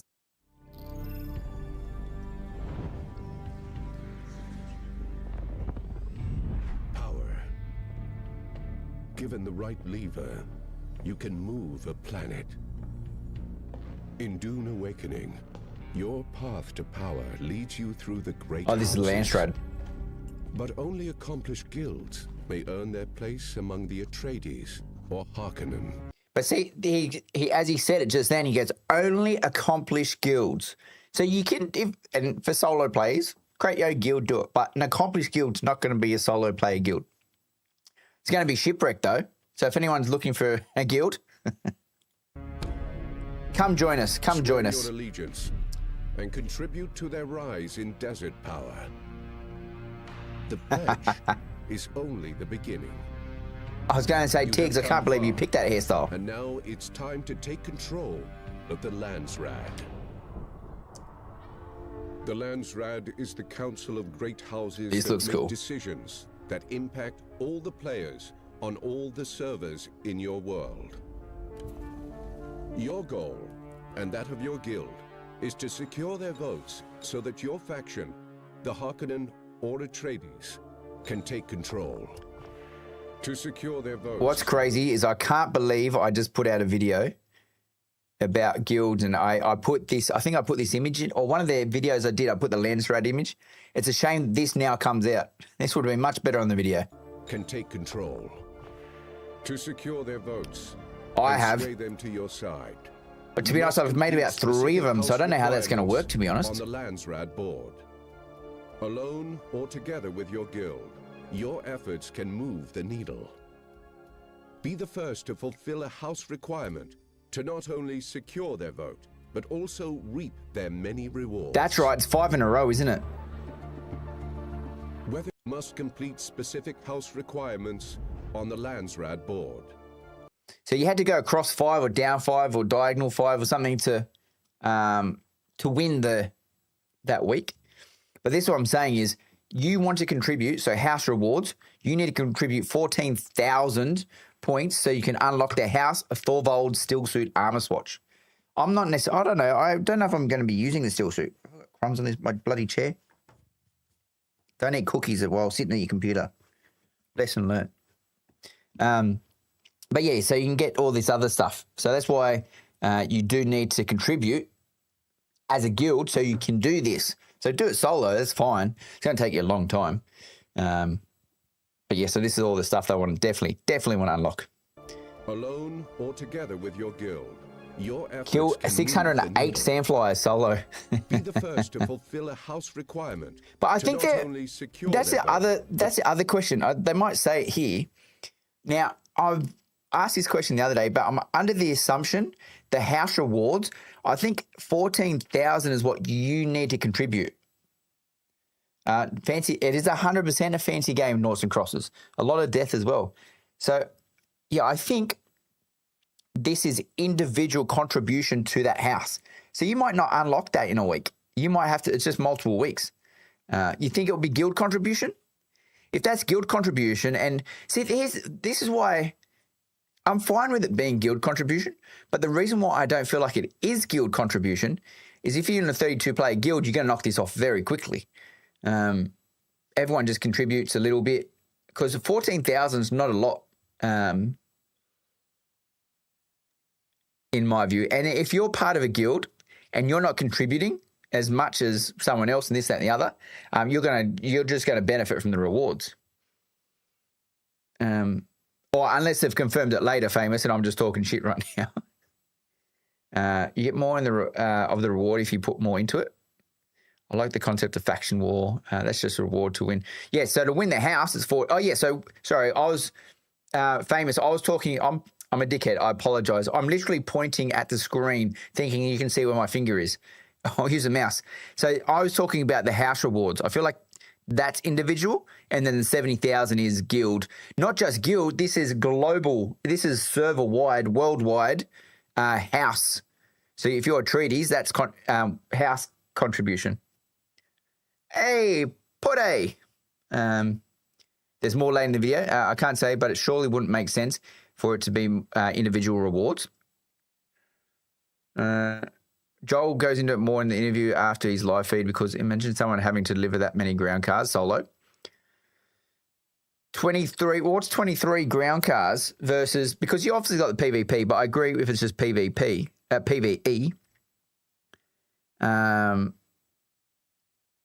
Or it's 14,000 divided by 23. Yes, 600 and oh yes, that's similar to flies. What's a ground car though? What's a ground car? Like they're not saying buggy, they're not saying bike. It's a ground car. So yeah, 600 bikes. The relative safety of the shield wall. There are many activities that will not put you into direct conflict with other players, while still contributing to your faction's rise to power. House Torvald wants you to eliminate sandflies. Rush in, or pick off the deserters one by one with your they're sandflies. 600 wants a delivery of ground cars. Oh, he's just about to say the ground cars. So look, the sandflies, they're easy. If these are the sandflies, no problem. You're not going to get done an hour. And I think realistically, if you're going to go for the maximum reward for 14,000. I think that you want to make it you want it challenging, but you don't want to unlock it straight away. So I feel like that's why it's that stretch target that you need to get to. Sorry, my internet, I don't know what's going on. My OBS disconnected and reconnected again, so I don't know what's going on there. House Torvald wants you to eliminate sandflies. Rush in, or pick off the deserters one by one. Because there's heaps of them. 608, they're going to respawn quick smart. With your sniper rifle. You're going to be there for a while. House Rashis wants a delivery of ground cars. Join up with friends in... Hang on, if that's a ground car, then okay, well that seems a bit unreasonable. Eliminate sandflies. If a buggy is a ground car, so if they say ground cars, they mean buggy or bike, either one. That might be a bit unreasonable. That's interesting, Valeki. Thanks, buddy. Delivery of Yeah, I don't know what's happening. Join up with friends and build strongholds for large-scale production and deliver them safely to the House representative by ground or air. Oh, yeah. Does it reset after the week, Famous, your individual contribution? Will require a lot of resources. There we go, lots of resources. Certain high-tier items. You will also need the most sought-after resource. What is that? By ground or air. Look at the colors. Large-scale production is costly and will require a lot of resources. What is that in the middle? To be able to craft certain high-tier items, you will also need the most... What is that? Is that what crafts... I don't know what that is. Let's just say it's a water cistern. Oh, that's a spice refinery, is it? Wow, it's massive. Source of all. Yeah. I don't remember it being so large. You can buy spice from spice merchants. The food didn't work in the beta, that I could see. Or did you have to, oh, you had to be on spice to eat it. And it can even be found in smaller pockets behind the shield wall. Oh, this is where you use the compactor, I'm guessing. But to collect industrial quantities, you must venture into the unknown. The deep desert beckons. The deep desert. Here, Ark. violent Coriolis storms sweep across the vast expanse of sand, resetting the map every week, revealing new resources what is that? to mine and points of interests to explore. This ever-changing environment offers endless... This guy doing the voiceover, I always wonder, like, is that how this guy speaks in his day-to-day? I can't imagine our comms on D&D. exploration, but also endless conflict. I think binoculars will come handy. Landsraad desires a specific control point in the deep desert. Seize it and hold it over time. Okay, that makes it clear. Fortify it and be ready for a fight. Other players will soon come to take it from you. So Specific control point in the let's go back to this section. Here we go. Seize it. Fuck, we're only halfway. And hold it over time to gain their vote. Fortify it and be... So we have a choice here when we fortify these sections. So it's good that we can see the circle now. So that's how large the house, unless they got multiple, but I'm going to make the assumption they've only got one. You could have everyone in the circle, but having everyone in the circle, you sort of need a scout out, don't you? Because if you have everyone in the circle, let's just say from a tactical standpoint, someone's just going to come over and throw grenades in the circle or, to this point, people are just going to pick you off. So you're going to have to need people scouting, and those people scouting won't be, you only need one scout. Oh, no, you probably don't. You probably, it depends really, doesn't it? If it takes a normal person 3 hours to do something in the game, then it takes me 6 hours because I stopped to take so many screenshots. Game is beautiful. Is that why your name's in Focus Media Group? Wait till they discuss guild-friendly fire. Oh, no. We need one group for scouts, sphere of influence. Is that what that's called, Jason? That's a sphere of influence. This is what I'm talking about on Discord. Mate, I haven't been able to keep up with Discord today. You're going to have a squadron of copters ready for aerial engage as well. 2 to 3 scouts. I wonder if you actually need people in the circle, though. I feel like it has to be body... it looks like you need to have people in that circle to claim the points. The deep desert is also home to frequent spice blows, offering large quantities of the precious melange. You need a lot of that's a good point, Rave. But at the same time... a spice blow. Move your harvesters in place to collect. Just be ready to defend. Look at the guild go. How good is this going to be? When we say, all right, guild, we're going to go harvest this spice. Someone comes over the field. Oh, look at it. Oh, harvester gone. No. That could be PvP or the other faction, couldn't it? Oh my goodness. Oh, grapple! Onto the Ornithopter. And then the fucking sandworm. Jesus. Fuck, I hope those harvesters aren't expensive. After a week of politics, manufacturing, and conflict, Well, get in here, mate. Get in here. Victoriously. The Harkonnen have seized the Landsraad, and the leaders of the player guilds who contributed to their victory all get to vote for a decree that will impact everyone on a server. Oh, it's one of belonging to that 3, world. is it? They choose to unlock exclusive weapon imports rights. Up to By 7,000. decree Okay. of the Landsraad Council, under the seal of His Imperial Majesty, a trade consortium has been authorized to visit Arrakis, And that rotates. providing Harkonnen players with exclusive access to a unique weapons vendor You know what? I just saw in this. Hako Village. Call me stupid. That Call will me stupid, but impact hang on. Here we go. everyone on a server I want to show you. I want to show belonging you. to that world. They choose to unlock exclusive weapon imports Go to the next. Go to the next screen. I want to show you. I By want to show decree you. of the Landsraad Council, under the seal of His Imperial So as he walks in here, Majesty, a See trade all those consortium has been flags? authorized. See all these flags across the wall?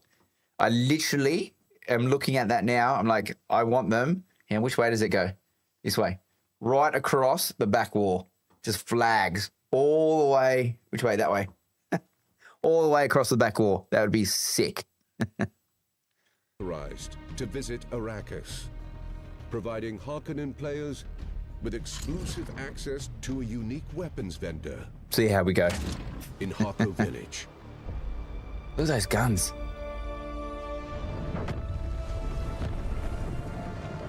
As the Harkonnen Landsraad term begins, the race for control in the next term. Fuck, what?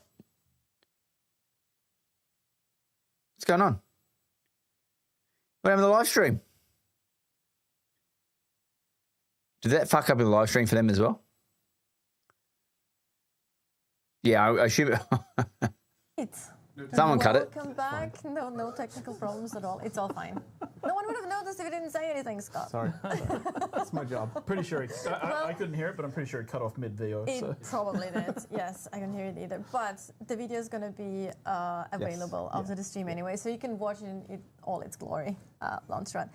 Talking about Landsraad, so let's go to the next segment. Endgame and Landsraad. So we know people have, of course, expectations. Yeah, it's going to be good of to see what the tactics are, Rave. 100% it's going to be good. Especially Deep Desert looks like, and what it's for, and how people will use the Deep Desert, and how it works.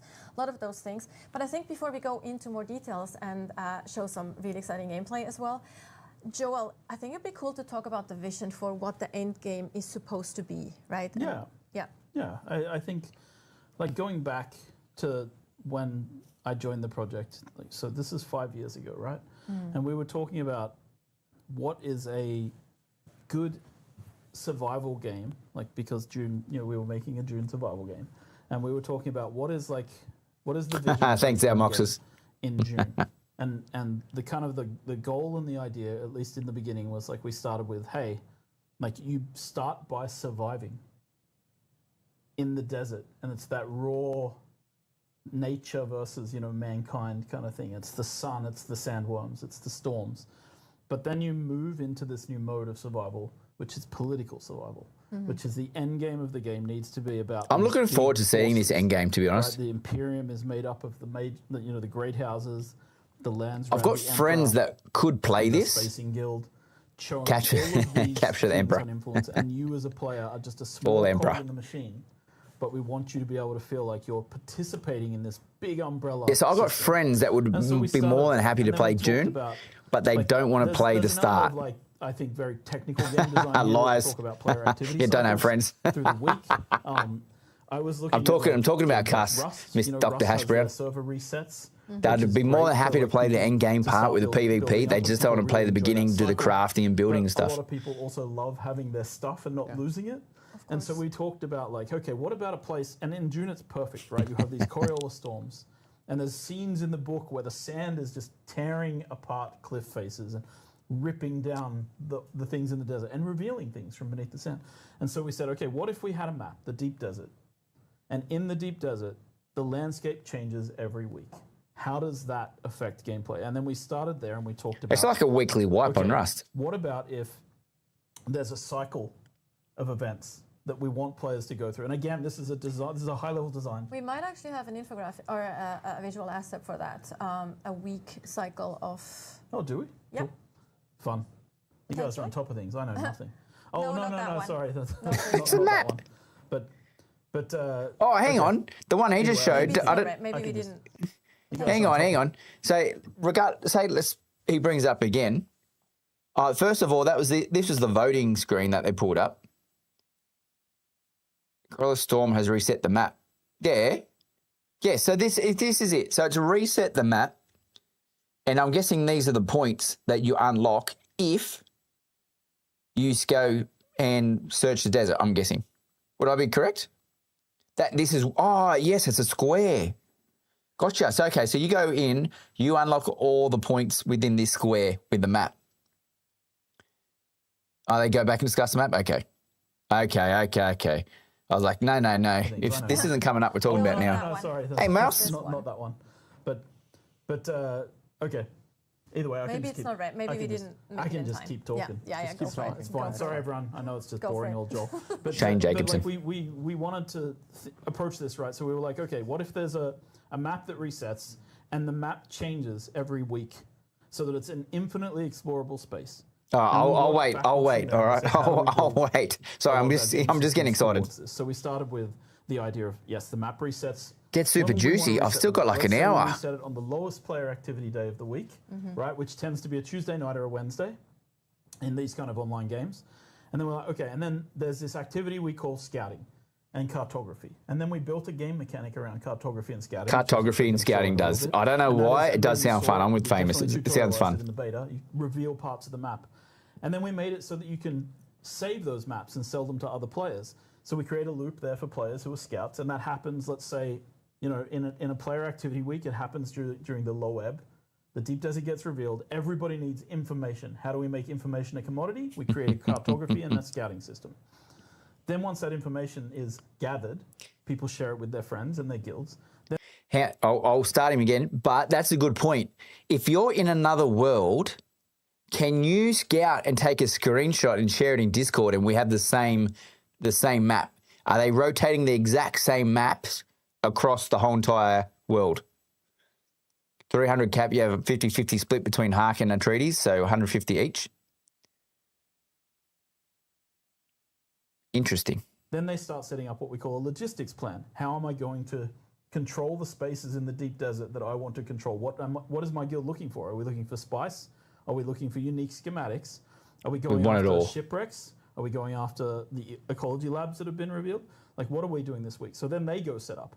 And then this week, we do more at one day. The highest player activity count is. That's when people are online. And that's where people really participate in the activities in the deep desert, whether that is running ecology labs with their friends or shipwrecks. So is he saying I have to play in the morning? Over like control points in the deep desert. And then after the weekend, that'd be crazy. On top of this, as an umbrella, is the Landsraad. And the Landsraad are asking you to do activities that take place both in the deep desert, but also outside of the deep desert. Exactly. There's a lot of PvE stuff in there. And then at the end of that activity cycle, everybody votes. It sets a server-wide change, like a worldwide, I think we should say in our terminology. It changes every rule set in the world can be changed by the Landsraad. And then the Coriolis Storm happens again on a Tuesday, and we start over again with a new weekly on a cycle. Tuesday. And this is kind of the vision and dream for how the end game should play out and how we would like it to work. And yeah, I mean, we'll talk about how that we've set everything up for this to be the case, but of course, no. Are people going to rush houses though, being on a Tuesday rather than not being on a Friday? What I would like to make is just we're a live game. We'll continue to tweak and update these things. So. But let's maybe look at and talk about it, yeah? Yes, let's look at some gameplay, actually, some activities that you might be wanting to do. So we have like actually a team here that will now go into the deep desert. Okay, so we've gone through the overland map. I do like the scanner, it's so good. Shield Wall, which is the southern part of the deep desert. It's the PvE area. Correct. so to speak. Yeah. This So is the PvE it was- space. It was important for us so that people that are scared of PvP or reluctant to get engaged with it, right, that they had a place in the deep desert that they could go to without, instantly getting killed as soon as you're coming through, like in warping in. Yeah, right? I'm going to chuck that one on next, Rafe. I'll chuck that one on next for sure. And this is also where you set up your base of operations, Yes. the very first area, because the deep desert. Oh, is every 19 gigantic. weeks. There's no water here. Yes. Yeah, no, they're And going to you have to need make have more. the It has to be logistics random for set up. sure. And Yep. like you can go there by yourself. Like I fly there on beta. I try to stay away from people because, as we said, we're not great at PvP necessarily. People call it ratting. Yeah, Right? ratting. People, you can go in and rat. Oh, I'm totally Rat right. raid. Absolutely. But just to point out one thing here, because these guys are using. So again, coming back to like how do we get towards this vision? We started with how do you build this is going to get wiped every week. How do we encourage people to build bases? Well, first of all, we created this blueprinting system. You bring the diagram of your base, you place it out, and you build it quickly, right?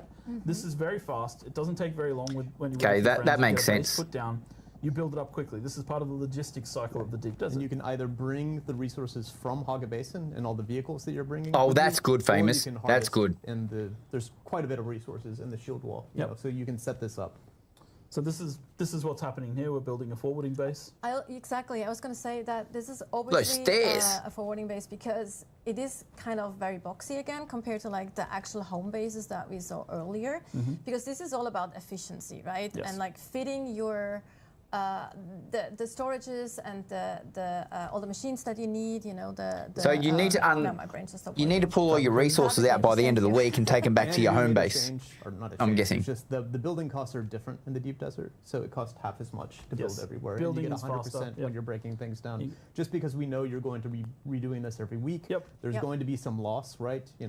So we're trying to make it easy and accessible. Or can in the you ways that we can, actually, while for still this loss, when he keeping goes, there's the going to be threat some there. loss. And the intensity Right before for it. reset, do you just go deconstruct Yeah, your I think base? that's it, right? Like the So you deep don't lose desert anything. is a Log little off, bit about log that back on tension when as it's well, right? reset, That- and just that feeling rebuild of, it. like, so Exactly. we're building here. It's the PvE area. I expect people to build their primary weekly base in the PvE area, and then maybe set out some logistics bases so that they can do things like refining spice. And that's where it becomes an interesting kind of we'll Do you? see how people play out these I scenarios. don't know if that's a in the is it a actual is it a deep viable desert thing that game, you but can This do? is kind of the expected behavior. This is what we hope people will do. And we've tried Yeah. to build all Well, the the thing mechanics with this, into though, place so they're that people using can the- do this, right, and that's been a large part. of it. Toledo gun, is that what it was This is called? building To here. There's actually replicate the several people base. working It just on needs Everyone's you need to working fill in the together, and pieces. Super nice. That's too. the guild focus as well. Exactly. It is a multiplayer game. It's really important to make sure that people can play together and do things together.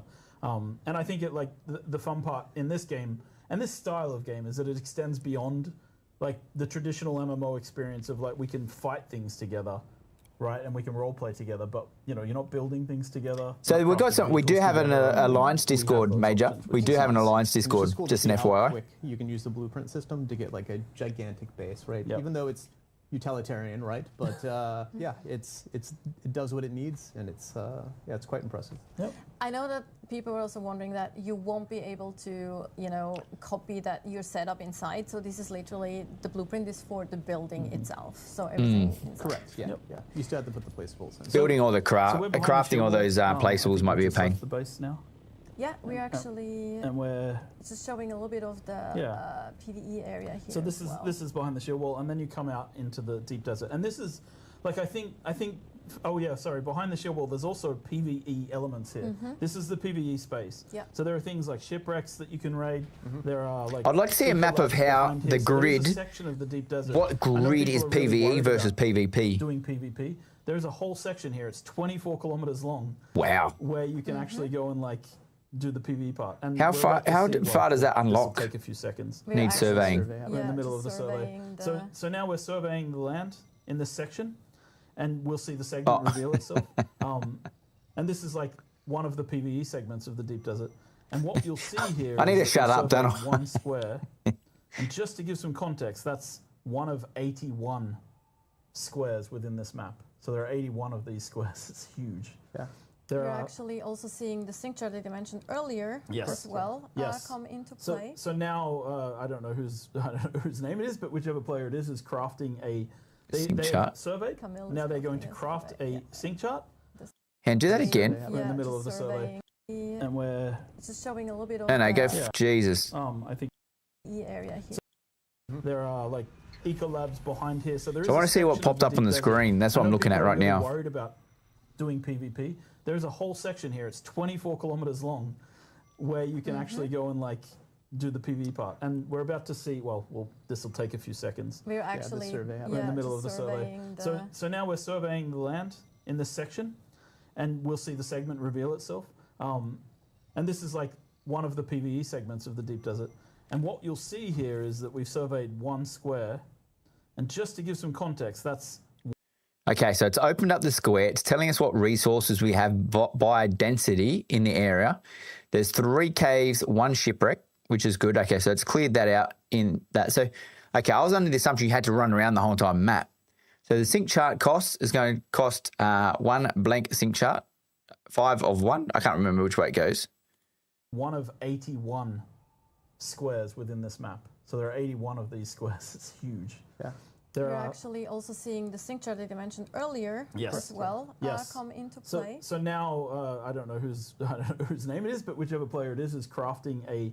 They have surveyed. So level up 53, skill points 1. Okay, so that's what he leveled up. I was wondering what that was. Now they're going to craft a sync chart. They have crafted. Deep Desert Sector A7, Viracocha. Created, so that's what he crafted. So from the map, he crafted a sync chart. Now he's going to craft 81 of them, does he? A sync chart of the Deep Desert. It tells you in the information which sector of the Deep Desert, who created it, how long ago it was created, so you understand whether the information's out of date or in date. They're going to share that sync chart with their friends. Yep. And then their friends, hopefully, will be able to switch camera perspective and see their friend apply the sync chart, which saves them having to explore. Yeah, so this is that cartography loop. You could go out with like a really quick ornithopter. Look at this.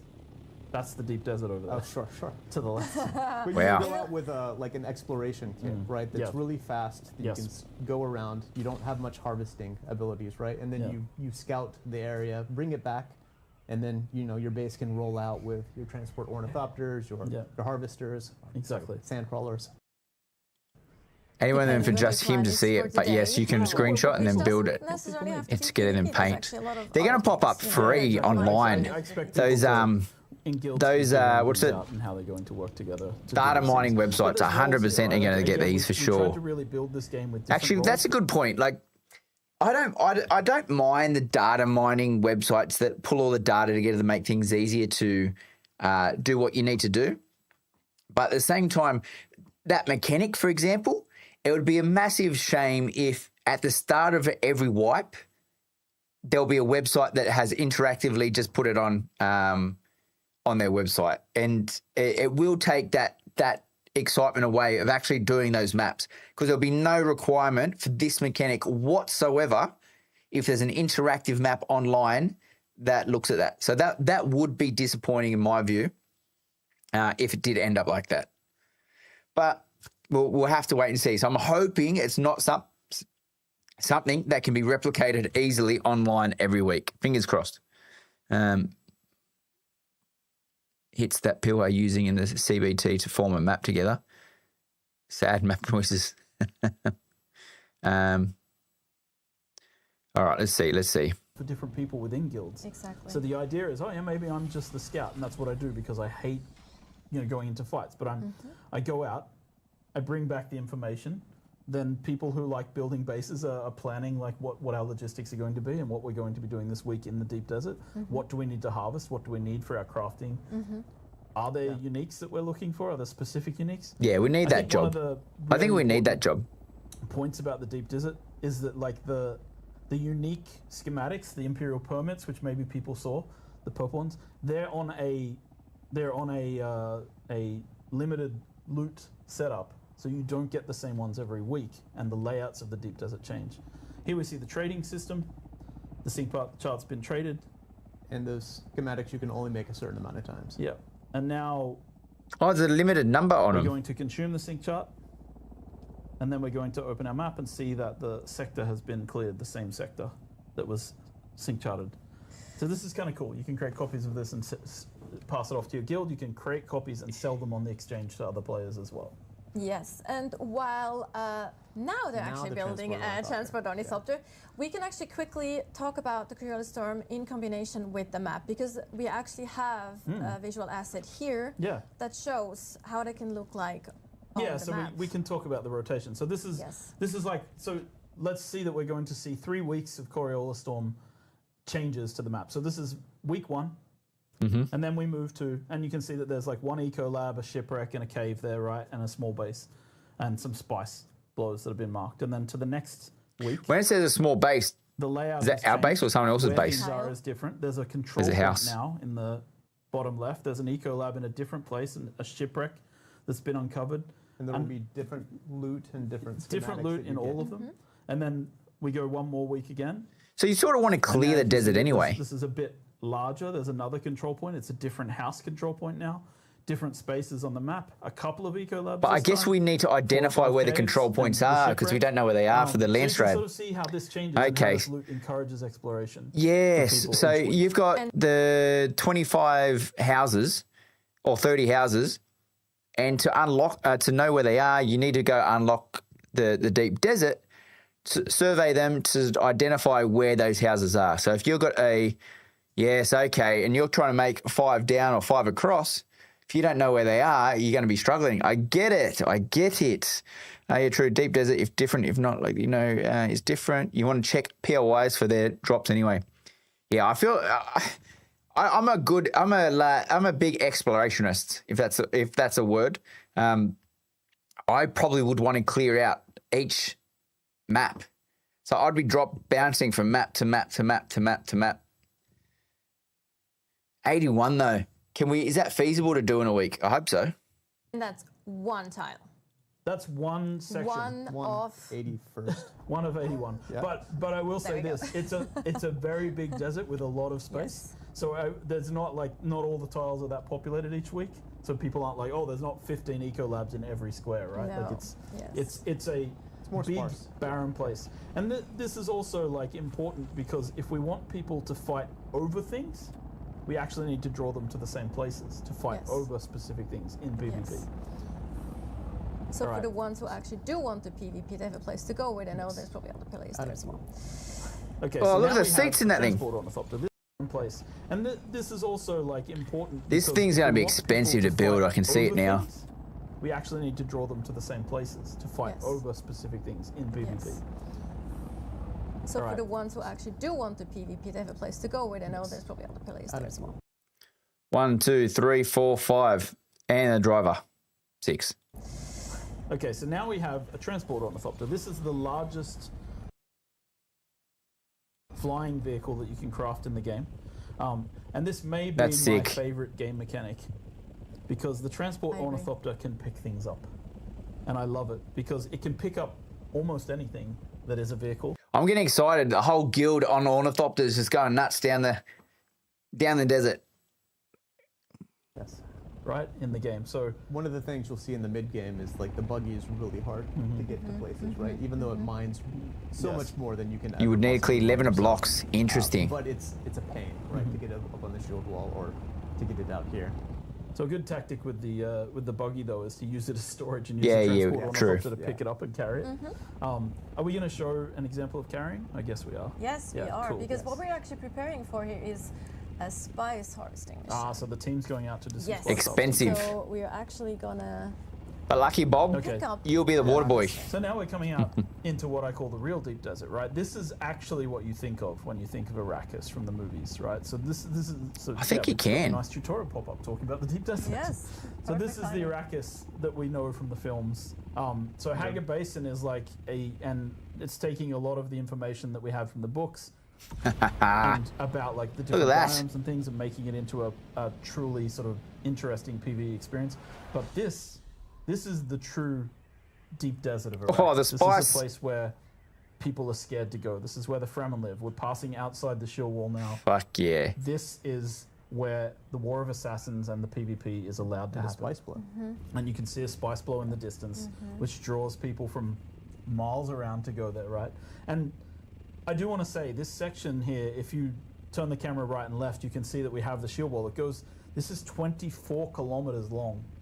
and you can't see people all the way along. So people who are like nervous about going into the deep desert because Actually, they're yeah. worried What's about the range that you can see someone? I think there's like an element from my end, a designed moment that we've talked about. 177 kilometers, pretty quick. Like, you come to the edge of this vast ocean, and you dip your toe in the water, and you're a little bit scared of sharks, but you see something in the distance, and you think, I can make it. Surfing with assault rifles.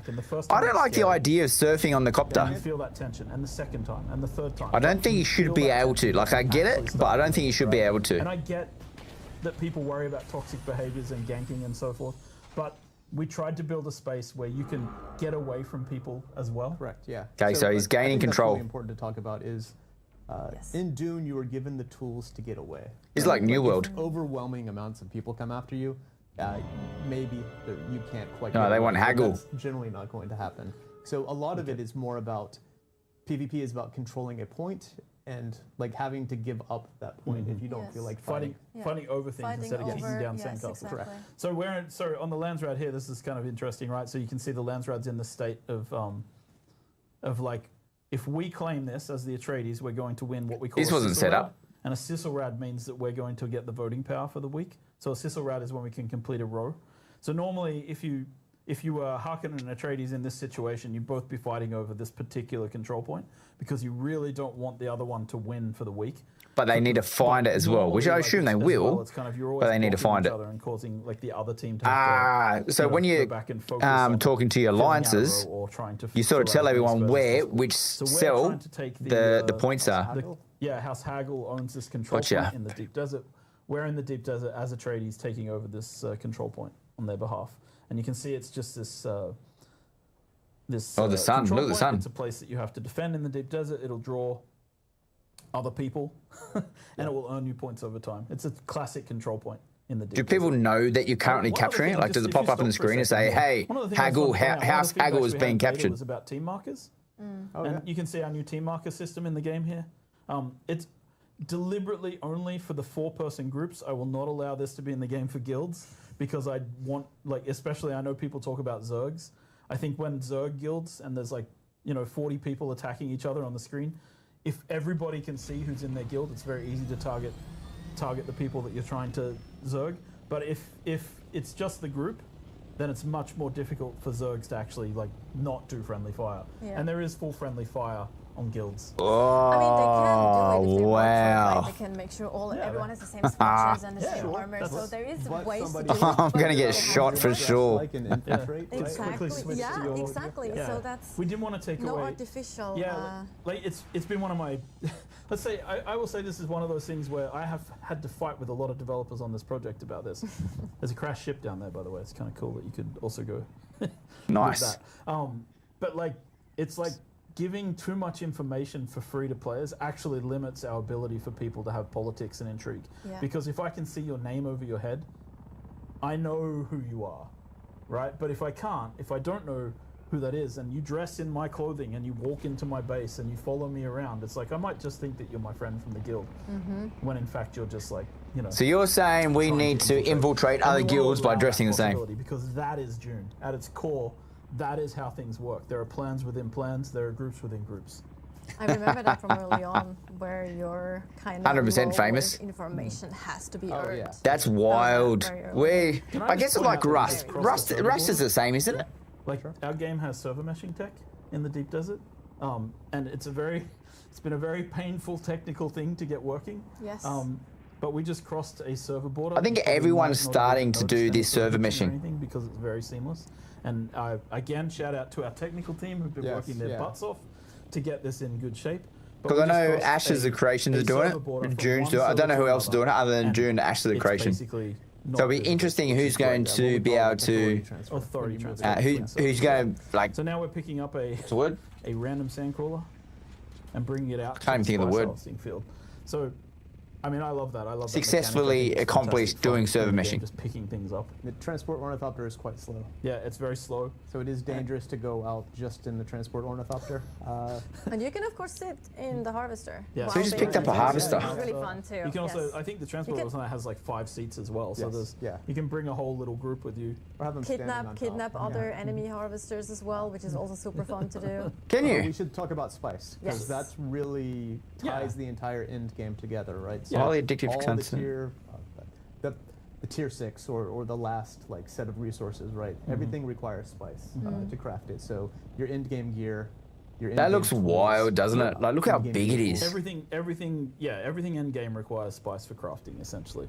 And also, we mentioned the Landsraad. The Landsraad has always the center square of the Landsraad requires spice to win. It's important. True. The Sandcrawler is like, it's not the full harvesters that you've seen in the films. Those are owned by the big houses. But as you can see here, this is like a little raid event. We just placed a thumper on the sand. Yeah, We can you have a guy take in a someone bike else's riding harvester around and then use it for your dropping own, or You you should literally also just hear dump that it elsewhere? stream now. You hear The thumpers are really important because sandworms roam the deep desert. They will be coming. Did and he you need just to be drop placing that thumper? thumpers to distract Or them did away he- from that did he sand land crawler to put that while thumper it's down? harvesting spice, and you want to keep it on the spice as long as possible, just like in the book. You want to stay on the spice, earn as much profit as you possibly can. You can even see the trail that the sandcrawler is leaving in the spice. as it Wow, sucks up that's spice so into its little cool. Vacuum pack. I haven't seen a the game do sandworm anything like this. Stops being, it not stops, but it's less of a threat as you're going throughout Hogga Basin into the mid game. But then at the end game, right, there's sandworms all over the place, and it becomes a threat again, especially when you're trying to get spice from the sands. So yeah, so you saw the sandworm just took that thumper. Hopefully our Oh, there's a bike places scout have put placing out him. more. Gotcha. I was wondering. Oh, there he is. They're Yeah, totally gotcha. well organized. They have like several people placing out thumpers. Yeah. They have like the scouts here in the air that we see as well, which is really cool to see. Yeah, it's wild. Plus our transport to be ready for any kind Yeah. of danger that And- might occur. So you can And do a so quick as soon pickup. as the sandcrawler, like the person driving the sandcrawler knows that they're the target of the sandworm, they need to radio in and be like, "Get me off the sand," so that the transport ornithopter will pick them up. But at the moment, I think we're using the thumpers effectively as a team. So I And this wonder is the how part that long I you can think leave a this is harvester on there for. why Like, does the a harvester Deep get Desert full? Is very Dune. I don't think you have this experience in any other game. No, that's what I said. I And just the said idea you was don't to experience create this in so any if other you, game. Here with your guild, there's something to do and it's fun and it's interesting. But then other players might show up as well. And that's where it becomes another step, right? So you're saying it's not just reskin colonists. Fuck, that would always show me. We could talk about what the word reskin means. We could talk about, like, you know, that some of the best games in the world are reskins of other games. So you see here, though, that there is a lot of sandworms that are popping up here constantly, which is both fun to see, but also terrifying. Notice you had a dig there in regard to some games. They will eat thumpers, right? Yes. They do eventually get annoyed. Eventually There's they like, have enough. I'm not that dumb, right? yeah. Like They'll eat thumpers for a while. I see what you're doing here. They have a diverse palette. Yes. But yeah, this is like... You also see nice. I wonder how many harvesters you can drop at the same time. Also potentially looking out for sandstorms Yeah, coming in. Of sandstorms, course, yes. they're kind of Worm sign. devastating in this particular. Yeah, worm signs. Enemies coming in as well. Enemies coming in. potentially. Yeah, yeah. So yeah, it's this is kind of the experience of like harvesting spice in the deep desert from a large spice blow.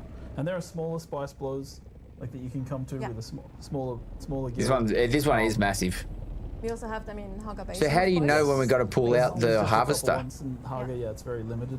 When it pops up, Probably one mouth spice open would like be that. A rare resource that you need to go out here into the deep desert to get. And talking about like concentration of people, like the spice blow you can see from really far away, Yeah. Yes. right? Yeah. 20 plus kilometers Yes. away. So you do need to bring some friends to be looking out for other people coming in. It'd be nice if you could Something kill a like that. sandworm. So I know we've seen some comments from people that are like, well, you have to go into the deep desert to get like the highest type of gear and such. That is not true. We have the exchange. Not true. We just showed that before, right? So you can be somebody that is making something that a person on the exchange would want, right? That goes into the deep desert to get spice or to get, you know, like some schematics. They can. I was go thinking the to same, Arrakis Mouse. Or Hargo Village, post that, you know, and then you can trade it on the exchange, or you can meet up in person and trade with the Picking up the PvPer. crawler. I think there might have been some we can't hear it though, but there might have been some rumblings and some indication that Yeah. We Nice. think that they got worm sign big and they need to move. threats. The Yeah, we do have a known bug in the game where the spice color disappears from the sand. Oh, I thought they must have finished it. But yeah, so it's a known bug. Holy that's shit! why Yeah, you can actually hear that. Yeah. That's shy. It was great seeing the little sandworm. Yeah, the little tiny one on the side. You can see the scale. Little baby like getting into the action there. This is the ring mouth worm. That's the ring mouth. Yeah. And that's gonna swallow everything that's in the middle. Yeah. They're like just everything there is. That's wild. But these guys managed to succeed and they can take their haul out of the deep desert today. I am 100% going to lose a harvester. Well, I just know it now. As our crew here is now going back to... Actually, maybe we can explore a little bit because we do actually have Imperial testing stations here as well. And I think we're actually somewhat close to one, if I remember correctly. So we can maybe show that from above as well. Again, to just bring it in that there is a lot of content in the deep desert that is not just like flat out PvP, right? So we really want to... Correct. And this is our high-end PvE encounters happen in the deep desert. So the eco labs or ecological testing stations, they're actually tuned for 4 players. Yeah. They're tuned for 4 players? The main PvE challenge would be out here where you're going to get those unique schematics that we were talking about earlier. Oh, you can't get in there with more? But you need to scout, you need to find them, and then you need to perhaps fight over them. And work as a team. I think these are tuned towards minimum 4 people. Yeah. We actually... He's not listening to him.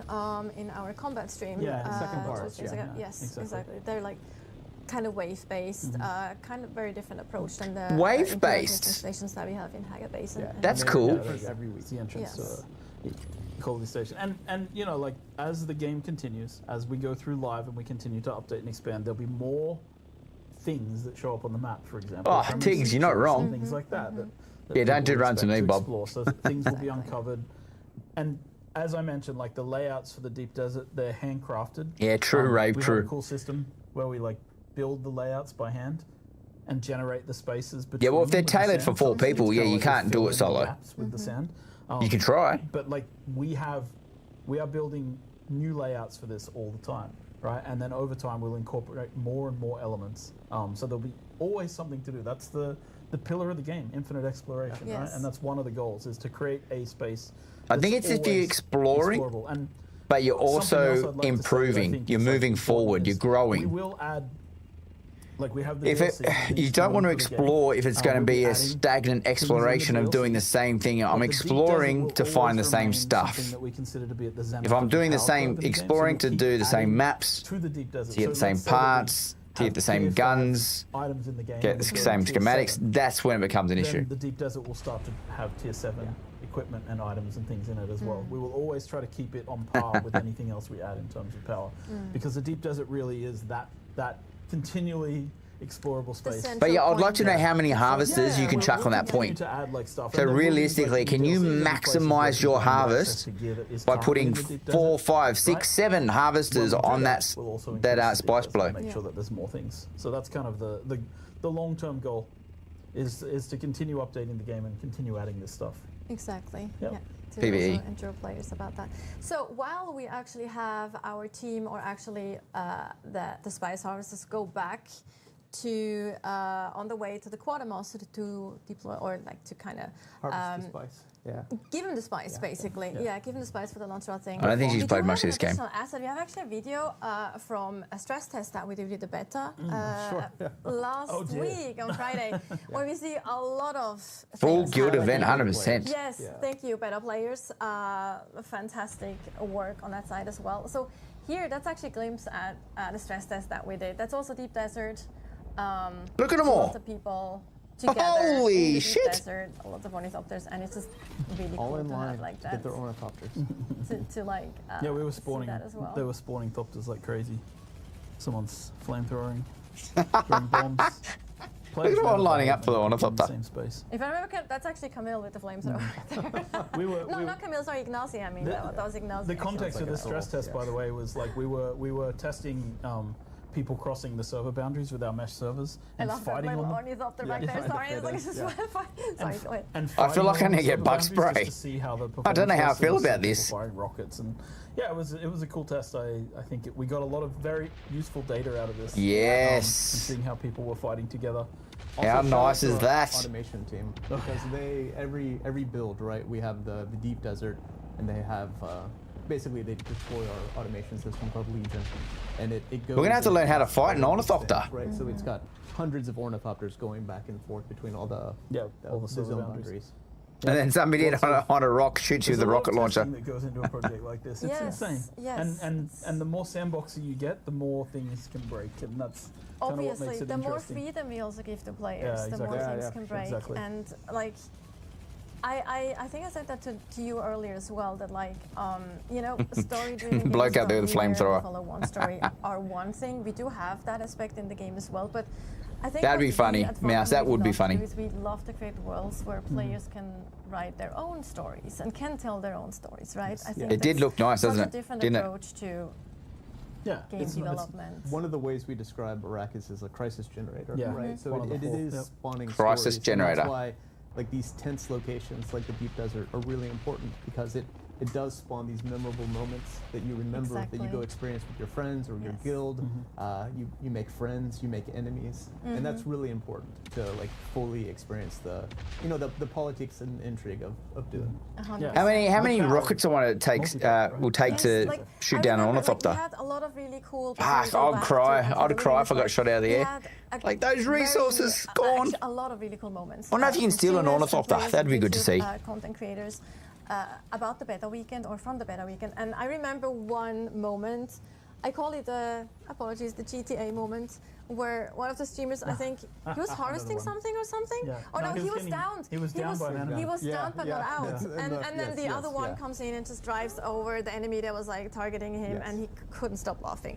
It's like these little moments that make, that create those stories that are so fun to share as well and are unique to you then. And it's like, and that is, I think, where for me, that satisfaction of really creating those worlds. Ah, yeah, true, Tig. I didn't know if it was in Like, PvP. Like, could you steal in the PvP area regardless of perms? Like we get feedback. But you're probably right. The perms will probably override it. Being able to stand on top of an Ornithopter is janky.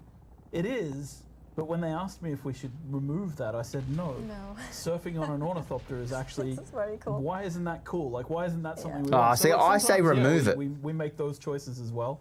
Like, it's like, yeah, this might look a little weird sometimes, but you know what? It's way a more fun when you can do it. feature, Yeah, yes, it's a way more fun feature. when you can do it. The meta on beta might have been, surfing on Ornithopter, shooting people with assault A rifles. little bit of that might be fixed now. We fixed some of the assault rifle issues.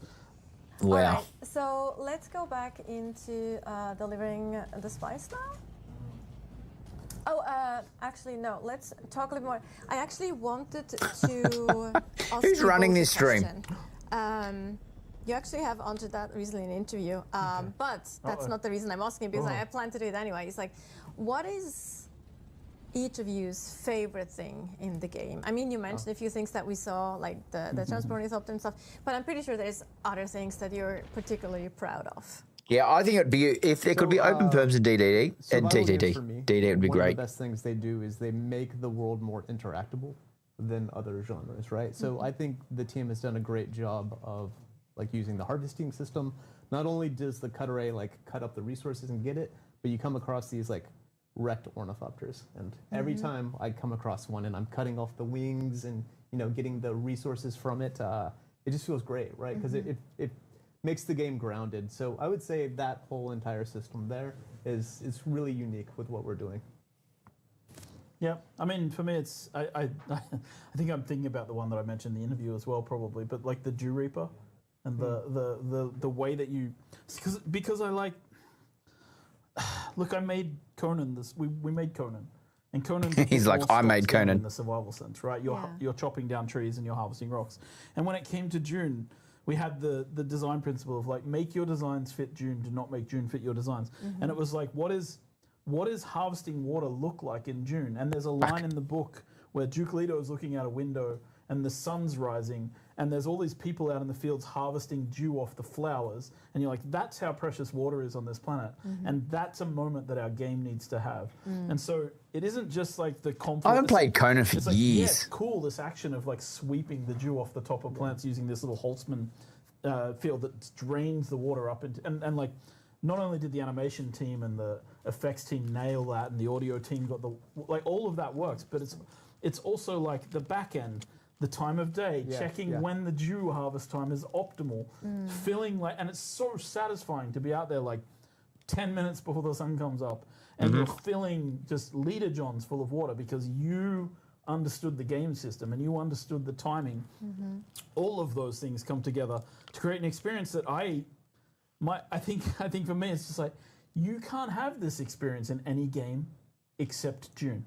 And to me that's the most precious thing, right? Like, I feel like it's so good when all those things come together. Like, as a developer, that's just the most rewarding stuff, right? And it feels good. And I don't really care if anyone else likes it because I love it so much. No, because I think it really nails it, right? Yeah. Like, I can't speak more highly of how cool that works, right? Totally And shout out to the team who worked on it and everybody who did their part. No, because I get that. Because games are made by teams, right? That's the other thing. Spice. Yes, absolutely. So we actually made it now to the quartermaster, and we are So we're going to deliver the spice. Yes. Try to win the Landsraad. Okay, so these Took a while guys, to get back. ask you, so you, because you're sort of you're a minor house or a minor house under the umbrella of the Atreides, you deliver Landsraad bribes to the quartermasters of the Atreides, and they make sure they get where they're supposed to go. So now we're delivering for House Alexan, we're delivering spice, and the House Alexan are a part of the manufacturing unit, which is where they, and so we're delivering 500 spice melange, and then they're going to make sure that it reaches them, and then that will, in a moment, change the Landsraad. So you can see how you have an impact now. So Show me. Landsraad is there under the social tab. This board refreshes every so often, so it's been a few seconds since the last refresh. Now we should be able to see our borders refresh with a certain amount of spice. No, we didn't go to Alexan. You're on the wrong one. You need to go to Alexan. It's in the middle. The middle. Yes, and then we can see that we've delivered some. I was going to say that. I'm like, what do you mean you deliver spice? Because not all of them are deliver spice. It's that one you deliver spice. I was very confused. I was like, what? There's another mechanic where you deliver spice to a house? No, you deliver spice based on the house. I'm glad they clarified that. I was very confused. Some spice, and the goal amount has gone up. So that you can see that we've increased our goal amount with House Alexan there. So we've worked towards. Yes. So we haven't worked, like, once we hit 70,000 points, and we can do any of these activities to earn points, like the control point, we can claim those. we can deliver spice melange. But once we've done enough to earn that center square, then it'll flip to be Atreides and say that we've claimed it for the week. Exactly. Yep. So that's nice. Very good. Great. Nice. So that She's was done. a little bit of a glimpse of what mid and end game can look like. Obviously, that totally depends on. Oh, was it there? Was it? And how you like to be Atreides. a few of them. A few what mid and. So that's 70,000 points, and we can do any of these activities to earn points. Like, Oh, yes. You're right. Hang on. on the wrong one. You need to go to Alexan. It's in the middle. The middle. Yes, it's down there. Good pickup. Good pickup, Tiggs. Yeah, so down the bottom, personal contribution, 6,606. Wow. This is going to be some work unlocking all of this. Tell you that much. Yes, and then we got some work ahead of us. And the goal amount has gone up, so that you can see that That's we've increased our goal insane. amount with House Alexan there. So we've worked towards. Yes. gaining So we haven't favor. worked, like, once we 64,000 more to once go. we hit 70,000 points, and we can That's do any of these ridiculous. activities to earn points, like the control point. We can Claim those, we can those deliver fields. spice melange. But once we've That's what I was just about to say, Famous. That center square, Because it did then contribute. It'll flip to be Atreides and say that Because we've it was claimed you who delivered the spice. So that's Great. That would have to be squad. It can't just be whoever turns into spice. That would be so that'd be crazy unfair, wouldn't it? is that something where you have to, it may be a thing where you have to divide the spice to deliver. Because once you've unlocked it, it doesn't matter. It's like our next person. So you give all the mats to the next person so they can unlock. But if you're playing solo and you had your own as harvester, two teams, you wouldn't have to split up this. You would have to split up their spice. At the moment, like without confirmation and trying it, that's my feeling. That's my opinion on where it's going to be. We need more details. Give us more details, damn it. So that was a little This is bit where of you a- say it's in the a next glimpse section. of what mid and end game can look like. Obviously, that totally depends on what you like to play and how you like to play. There's quite a lot of options. We showed you a few of them, an approach of what can be done. We're also jamming like dozens of hours of gameplay into like a very quick presentation. Yes, 100%. Like this is very like preparation is everything, which is That's coming up. true for the game specifically as well. But before we dive into the Q&A, we are gonna take a quick look at the Mentat. Yeah, no, it's nice that they can. So then, you're not quite dead. You're not quite dead. Great plot. Developed out of the need to replace thinking machines, the Mentats, We saw this one trained already. on the principles of philosopher Gilbertus Albans, became one of the most important people in the Imperium. Able to calculate immense amounts of data and devise complex strategies, they are the most advanced tacticians on the battlefield. Combined with advanced assassination and combat technology, Yeah, we've seen this one at least 3 times already. many steps ahead of your enemies. With a significantly higher cognition, as a Mentat, you can calculate trajectories and weapon handling to find weak points in an opponent's defense. But the Mentat gets me excited. I do like the Mentat. He's got some nice abilities. Extra firepower.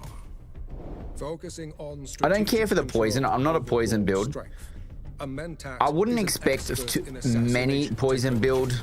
using poison capsules to trap enemies in a cloud. But at of the same death. time, look, I haven't played it. It could be OP. Like if it gives you a slight stun, then you're in trouble. The enemy has even noticed your presence. For a Find Bob's tactical guild, steal advantage, spice, hand it the over. Mentats have devised Yeah, friendly fire. development of Imperial technology, such as the shield wall for extra protection. And to fool simple-minded enemies, a projection of yourself will confuse and scatter their focus. Throughout the dunes of Arrakis, any school can be trained and improved by masters, increasing your mental capacity and further advancing your tactical technology will let you hold the strategic advantage in any situation. But to reach the highest tactical operations, Oh, is this stun I felt like was OP. Oh, look at that stun, that's crazy. Opening up further possibilities. Focus your mind and calculate each step forward to find the optimal probability for Yeah, your so that's a survival. good point, Ray, because everyone's going to be running shields for sure. 100% they are.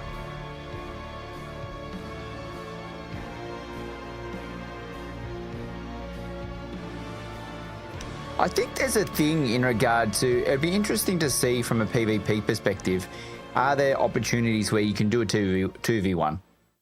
Like, is a 2v1 possible? All right, and we are back for our Q&A.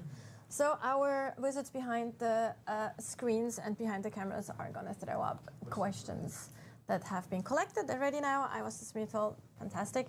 Before anybody asks any questions, though, I just want to make a reveal of my own. Special toe shoes today for everybody's. They look really cool though. They are. He had them last But time. it also looks a bit like Hobbit feet, to be fair. Like at least close up, Chad. So it's good you have a little bit of a. It's good you don't have Not close for all the money in the world. He's been waiting to do that whole entire time, hasn't he? understand, they're very healthy though. They're very better for you than actual normal shoes. So Yep. That's what they say. that's what they say. I started wearing them 10 years ago and I'm still Still fat, not so I don't know. Maybe Super they're, healthy. maybe they're not working out. Well, your feet are very healthy. My Let's go feet there. are massively Yeah, healthy. super Sorry, all healthy. right. Enough distraction. I apologize. No, you don't Just have to. the toe reveal was You important don't have to me. to. Wow. We wouldn't want you any other way, Joel. All right. Rui's probably going to kill me now, man. Yeah. All right. Want him every other Vibrams. every Total other Shoes. way. I remember when they came out. It's all good. Like Everyone's like, also oh yeah, you guys got to make get really these. nice, you know, you complement each other really well. I've got It's got pants. He doesn't have pants. Exactly. He has toe shoes. You actually wear socks as well. So it's just like, you know. He's wearing a jumper. He's wearing it's a wearing whole board shorts. balance thing. It's Yes. great. Yeah. All right. All right. While we still wait on the questions, there's collecting some of them. Nobody has give any them a little questions. bit of maybe no one has We've questions. answered Perfect. every possible question I people wish, could have is right? fully I answered. wish. Like that's kind of the both the blessings and the blessing and the challenge of Dune Awakening. I think is just it has so many aspects of different games. You know, Where's that the we really speed? try to put together and Were you have the- people try and understand. Were you so. there when I was like presenting to the press about the game and I was calling Funcom morons? for thinking- Yes, of course I was Yes, there. yeah, I was that's expecting fine. headlines. I- We didn't we get take a a lot single of headline. risks. Yes. We didn't get a single headlines like that. Yeah. Funcoms are more. We should be watching like creative this. director says. Well, we are like we keep trying to, you know, like it's. One of That's the a things I- Ben I like Gesserit about teleport working- behind and a It's scatter like, gun to the let me face. be Sounds crazy. very Let good, me try and do Zermoxes. weird shit. Like I mean- it's like you could work somewhere where you're doing the same game every year. Speaking of reskins, like and you're making the exact same thing and you're within this box and it's like and like I do like that we're allowed to push beyond those things, I right? And agree. try harder to do something different. And yeah, it comes with a little bit of jank, but man, it's I don't know. I feel like think- it's like You put the I Q&A think in your what transcript. we Yeah, I saw. can't say about us I is read that through we it today. no, exactly. like- We're morons. We make it hard for ourselves every time. It's what we were talking about at the beginning, right? We make unique games. Where right? is We it? Take risks. And sometimes it means that we make divisive decisions, but I think that's what was great about the beta, right? Is like people got to see what the true experience was. Oh, and here it is. Exactly. So we're ready actually for the question. So is that Lopil 125? Is the exchange global or per server? It is per world. So the world is what we call a container of all. So, the but holidays, is that all that the? we- So that we hang on. interact with, right? So because there are hundreds of they worlds, talk for so another it's not 30 global. minutes, There's famous. one deep desert per world. So you're Two saying that worlds there's per 1, world, 2, 3, and 4, then how 5, many 6, other 7, versions per 8, world? 9, And that 10, is 11, per 12, world, and 13, as Scott says, 14. at launch there are 14 hundreds questions. of Is that worlds to it choose from. in 30 Right? minutes? Within each world, there's many hacker bases to choose from. Right. Yep. All right. And Speak asks, are the overlap dungeons instance per player? Can you do them as a group or are they open like the social hubs? The answer is that they are not instance for a group. They are per player, and they're not open like the social hubs. They are instanced though. Yes, they are to a instanced. limit. To a So limit. several people in the same world can be doing the same, like Yeah, single. water fan. Yeah. Yep. Yes. Which are kind of our only instant content in that way, Yes. in Yes. that sense. Yep. Correct. Okay, so Jolly Fox TTV asks, how do the different circuits work? They basically isolate resources so that they can only be used if they're on that circuit. And then you can set a circuit for the, it's a little bit hard in the UI, but you can set like a machine's input and output circuit that way. And so that's kind of the I've got a great video. If anyone wants to watch circuits, Fireplay 1, 2, 3. There's a fantastic video sitting there, ready to go. Your answer about circuits was better. Oh, see Fireplay's diagram. They draw from this storage, deliver to this storage when you're finished, right? Like and that's Basically, yeah. This group of Yeah, connected and, items. yeah, exactly. And you can set a certain number of storages per circuit, and so yeah. So yes, that's basically it. Kriegstraffen asks, how will they ensure balance between Harkonnen and Atreides? There are systems. I think I talked about this in that other. You when I got just that mentioned as well, I like hedged it you last time. have, We but you have didn't some want to systems, spoil but I'm it, not going which to we talk too much should- about it. exactly. And then when we introduce a third faction, which we are planning to, it will also have a role in that balance. But that's basically third what it's all faction, is about. that something we can I mean, pick? Ensure is very hard. Like it's very hard. See to ya, Jason. 100% See ya, buddy. because, Enjoy your night, from the mate. player's choice, they choose, and so you can't guarantee that it's going to be 100%, not 100% people on Atreides on the world. But I think we have pretty good systems in place to make sure that at least feels like it balances itself out pretty well. Yes, and the deep Hope it desert is does. not Atreides versus Harkonnen. Yes. It is every person for themselves, right? So even if Oh. Harkonnen are kind of dominating a server or they're 60-40, they're going to be fighting themselves in Yes. the deep desert as well. And that's actually something I forgot to mention. When we Yeah, were but they talking can about still win the decree, Landsraad, though. You could see the different within the guilds. factions who the top guilds are and who contributed the most. Because a part of the Dune thing is that like it isn't that like everybody in Atreides is a monolith. It's actually like people want the Duke's attention, so they want to be further up. And the same with the Harkonnen, right? Like I want the Baron to witness me, so I'm trying to get to the top of the list. So of you guilds. want to come So first in the it's Landsraad, but at the same time, you want your Landsraad to be able to win so you can get the decree.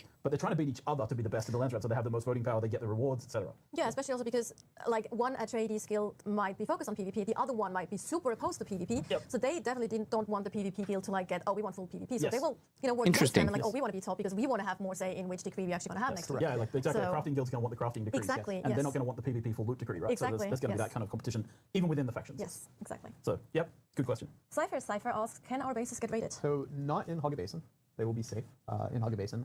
In the deep deserts, it's a bit different. Yeah, in the PvE section of the Deep Desert, no. Yeah. But in the PvP section of the Deep Desert, there is a mechanism by which bases have a vulnerability window where they can be raided. It is a very short vulnerability window, and again, I would point to the lore of the Dune universe. So I'm sorry for everybody who hasn't read the books and doesn't know a way in which shields can go down for a brief period of time. But it is worth looking into because then you'll understand exactly how the mechanics can work. And I know I'm being needlessly cryptic, but I'm sure there's people spamming in the chat about it already. Let them figure it out. All right. Does anyone know about the shields going down on bases? Increase the speed sound boxes. Loot PvP decree. Can we agree we'll never choose? That decree is going to pop up a lot, famous. So can someone explain to me? So what happens? So can we only raid at night? Can we only raid in the day? Is it like harvesting? You got to wait for an optimal time. Storm related, you believe, when there's a sandstorm, they cause temporary outages. That would make sense. How many? And it would be interesting to see how many rockets it takes to actually raid a base.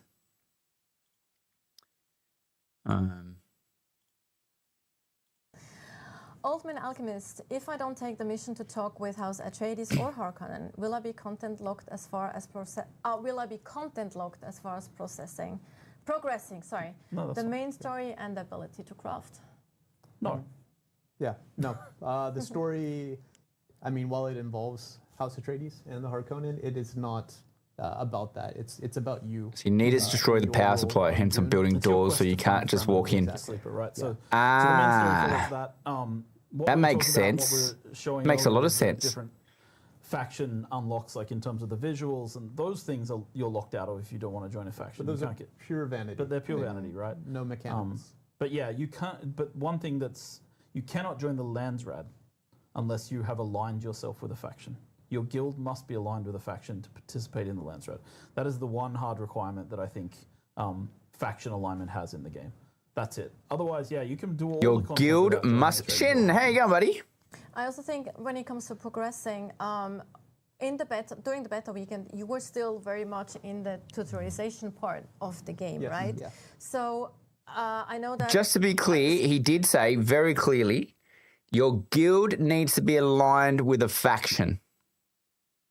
So you do need to be in a guild to do Landsraad content.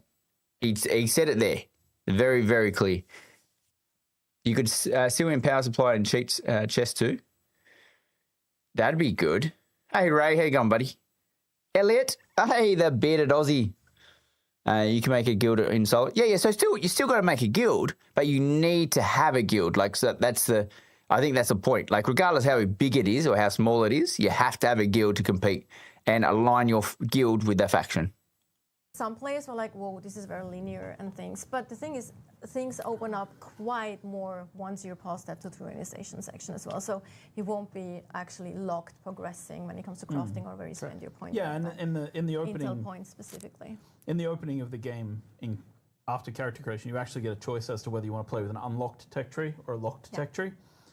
The reason we put that there is so that people who are after character creation, you actually get a choice as progressing when it comes to crafting or where you spend your points. Yeah, and Just someone in one of my videos the other day said that you cannot unlock the research tree unless you've completed the tutorial once. But he's saying now. Intel points specifically. So I think he may have been wrong.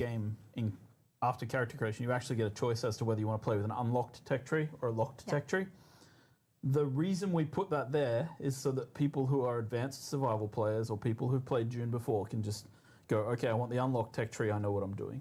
But I recommend, and we recommend, that the locked tech tree is for people who are playing the game for the first time and really, like, because there are so you can do it. We've been talking about it. Where's that YouTube comment so I can go back and say, no, you're wrong. Dune mechanics that we want people to learn, and we need to teach them. And it's going to be hard for you to know what to do. Like, you don't know about dew reaping. Oh, it was fun. It was fun. When you should be out harvesting. Hey, silly goose. Follow the tutorials that we put in place for that, right? So it's just that. Or that you need to go to shipwrecks to craft better weapons. I thought he was talking about the guild. But so it's not a focus, but is there a can level you cap? benefit from a raid? That's the question. Can you benefit heavily from a raid? Currently. Currently? But you can respec I believe it's on a You don't need to take Thursday off because the game doesn't come out till bloody 10 p.m. for you, Major, on Thursday. Play something and you decide you don't like it, you can switch to something else. And there's a point where you run out of like. Oh, but you work at that time, don't you? Unlock points for your tech tree, intel points, and then we have a mechanic in the game for you to go around. Honeycomb for sure. Unlock more intel points by going to bases in the world, like enemy bases and outposts. Oh, good, silly goose. There's a level cap that puts a stop to some of those progression things, and then the next step from there is for you to go and explore more and enjoy the game more. Because we do want you to make some choices, right? Yes. Yes, exactly. Well, what do you say about level cap? Different level and skill point caps, right? Because Yes, 200, but recap is available 48 hours after cooldown. So there's like 3 different caps that you particularly hit. K69N is asking, is it possible to lose all your gear in PvP? So not in PvP in the base level. In the deep desert, you lose resources that you're carrying, Solari and Spice. Sorry, you're the other way. Yeah, 2 a.m. Sorry, 2 a.m. Friday for you. That's sorry. What happens every time you die. PvP, I was going backwards, not forwards. But if there's a specific decree from the Landsraad which enables full loot PvP, there's a lot to learn, Rave. Lots to learn. Then that's the only time in the game where you can lose all your gear in PvP. That's it. Or if you're fighting in the sand and a sandworm comes and eats you. Yeah, sure. If you try I guess to you fight can the lose all your gear in sandworm, PvP, but we count the. Is the sandworm PvP really? No. It's more like PvE. But yes, 100%.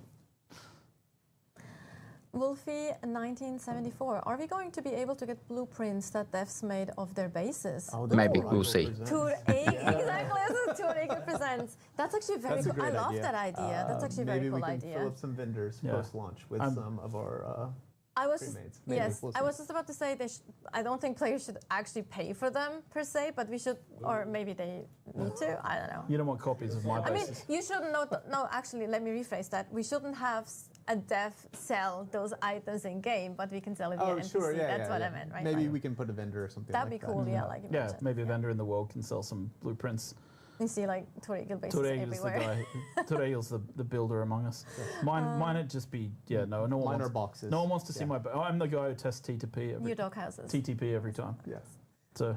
I'm sure we're gonna have players who make fantastic buildings. Okay. Quintinovich is asking, will GeForce now be in Dune Awakening? I believe so. Yes? Yeah. I don't know. There's discussions going on. There's discussions. I can't remember what the last is, but people are looking at it. Yeah. I don't have Slack open, otherwise you could check. GeForce Someone Now is is like the hammering messages service, right? to me online. So the question, I guess, would be, will Dune Awakening be on GeForce Now for streaming? Yes, that's what I interpreted. I don't know the answer. I'm sorry, but Scott. Yeah, I don't think I have an official answer, but I believe. Is that important to anyone if it's on GeForce Now? Helping Hans, how do you balance the council wins? If one side gets unique weapons, won't that side we're good, Zalmoxes, we're good. The next vote down the line. Not necessarily. I knew Rotten Bob would be in that. The tasks for the Landsraad are pulled from, so there's 25 tasks per week, and there's... Yeah, the problem is the time difference, though. 400 tasks. We're OCE's in the worst position for it. First of all, don't necessarily know what's going to be there. Unique weapons doesn't actually influence everything. Some of the tasks are kill tasks. You don't know which tasks are going to be revealed first. You also have to bribe Landsraad envoys with spice to reveal tasks. And if your faction does it before the other faction, you'll see, okay, we need to do this. So you might just get ahead because you had more spice or whatever. It's not going to come down to unique weapons. Absolutely not. That's not going to be the thing. At the moment, Zalmoxes, means that one side it's growing. It's growing. You're getting a lot of people from the UK come through. I think that's... You just got someone from Lithuania. How do you say it? Lithuania? And I think it just goes again into people are a little bit too afraid that everything is about PvP and fighting endgame, and that's absolutely not the case. Yeah. And hopefully we explained that a little bit today as well for people to feel a bit more relaxed about that, or disappointed, depending.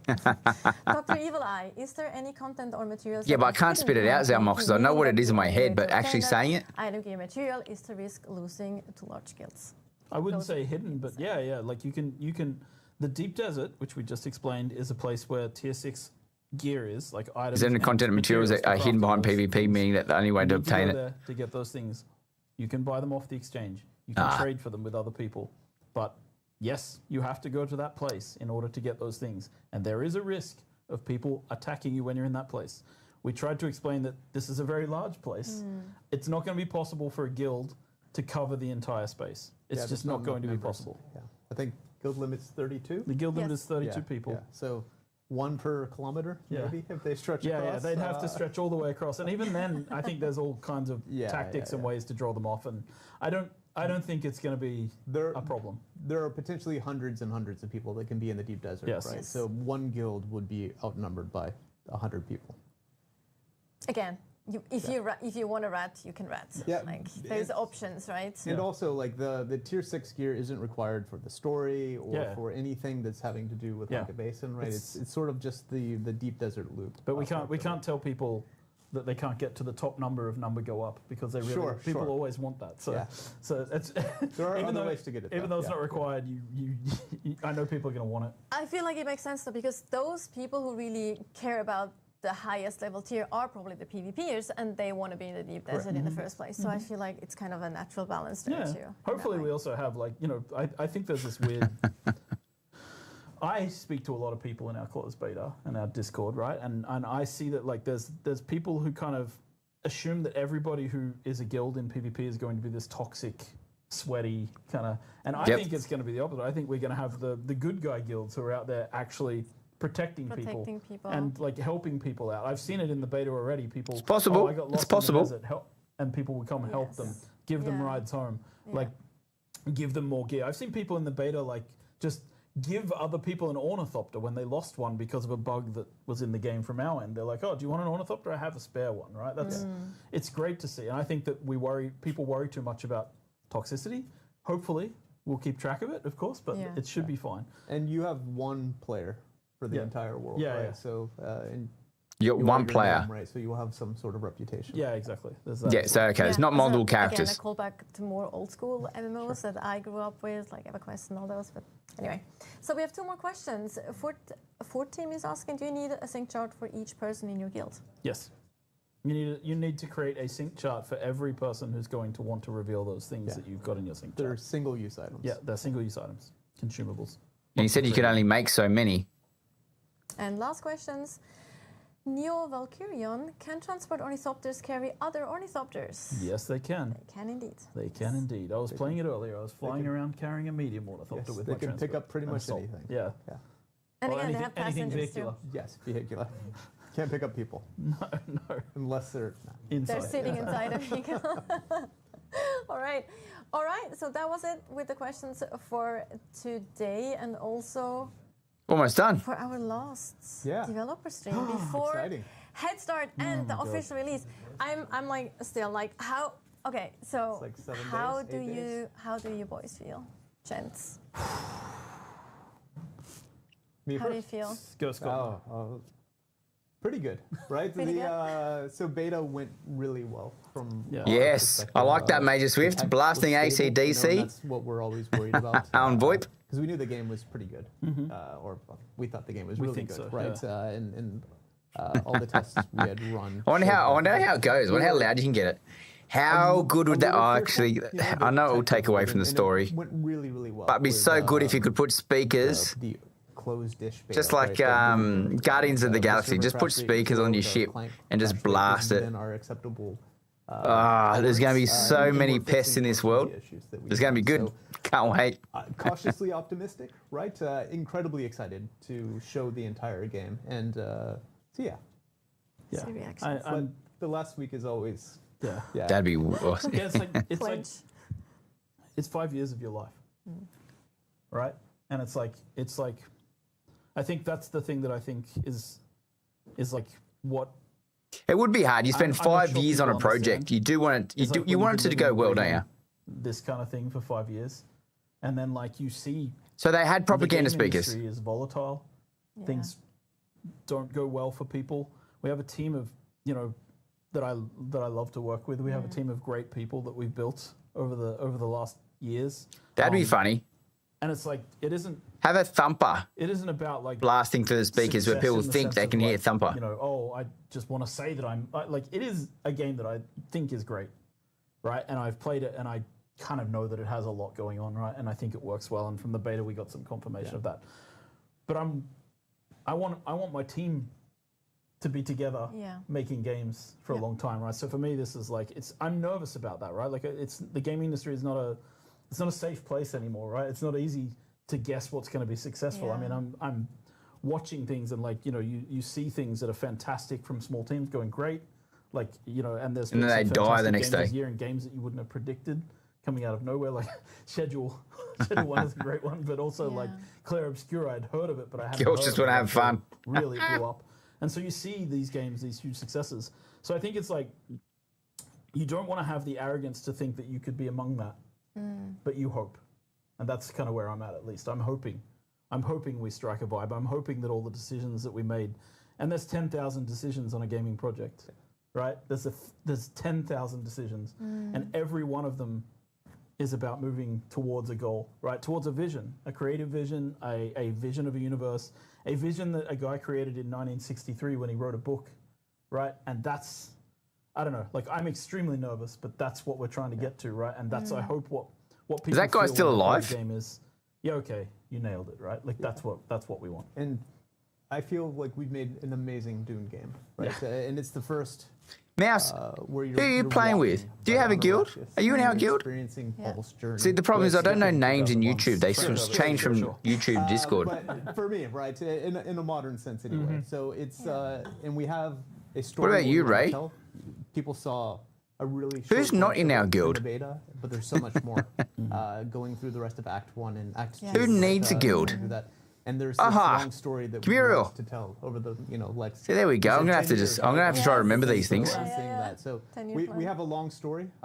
We want to continue releasing updates, every 3-4 months. You could We're run an Uber continuing to service that back and story forth if in people didn't addition want to lose the their DLCs that are ornithopters. going to come out. So when you buy the Imagine game, that. They can add you on Steam and they everything just here right message you when now, they need you. plus all the story content that Yeah. we'll continue to release over the next Nah, years. all right, Mouse.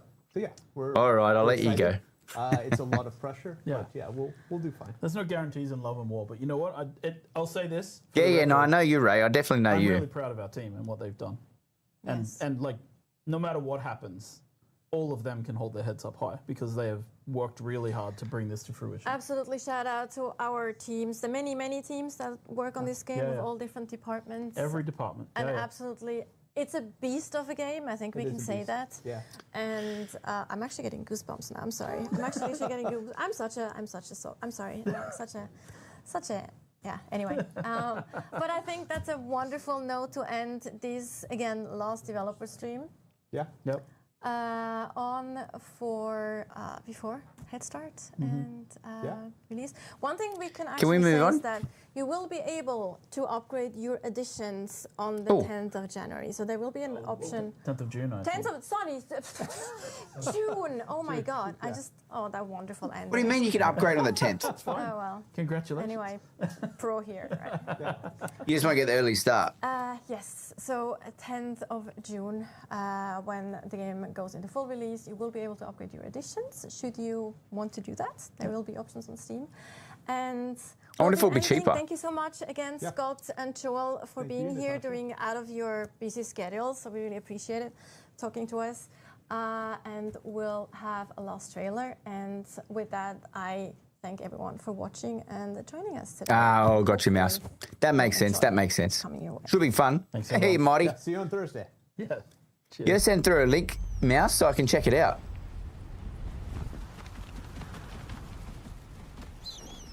So then, you're not quite dead.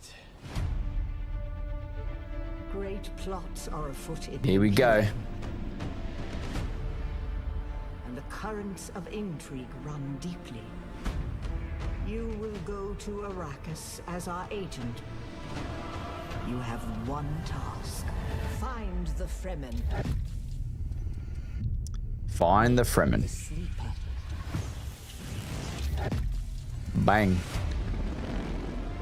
You were sighted fleeing the scene of a terrible crash. Who are you? You've heard the expression, the spice must flow. I am the man who ensures that it continues to do so.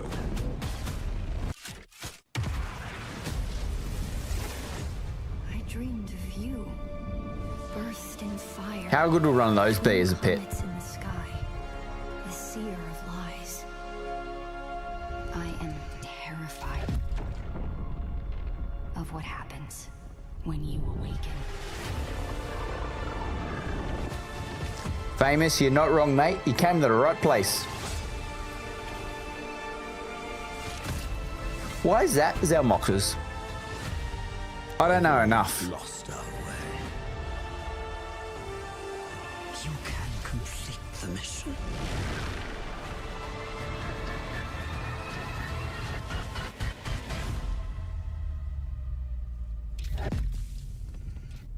Every person carries their past with them. How scary would that be? You run past and you hear that and you're like, oh my god, I just walked on a thumper. Sandworm's coming. That thing is ridiculous.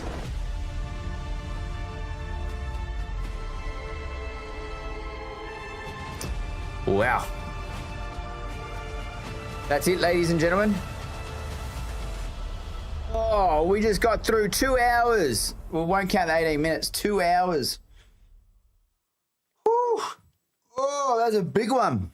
But a good one, though. We got some information from it, which was very good. Very good.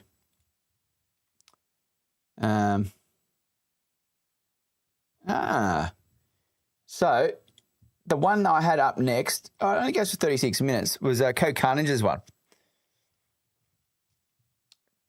Yeah, I know.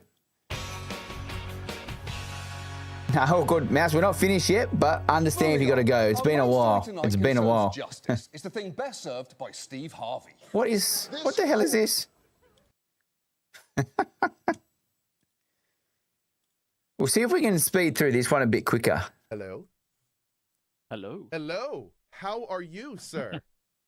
I'm good. Bit drained. Just did a long, long stream. Yeah, that was pretty long. That was pretty long. I mean, not as. I mean, I'm talking to a pro here, so I think I'm.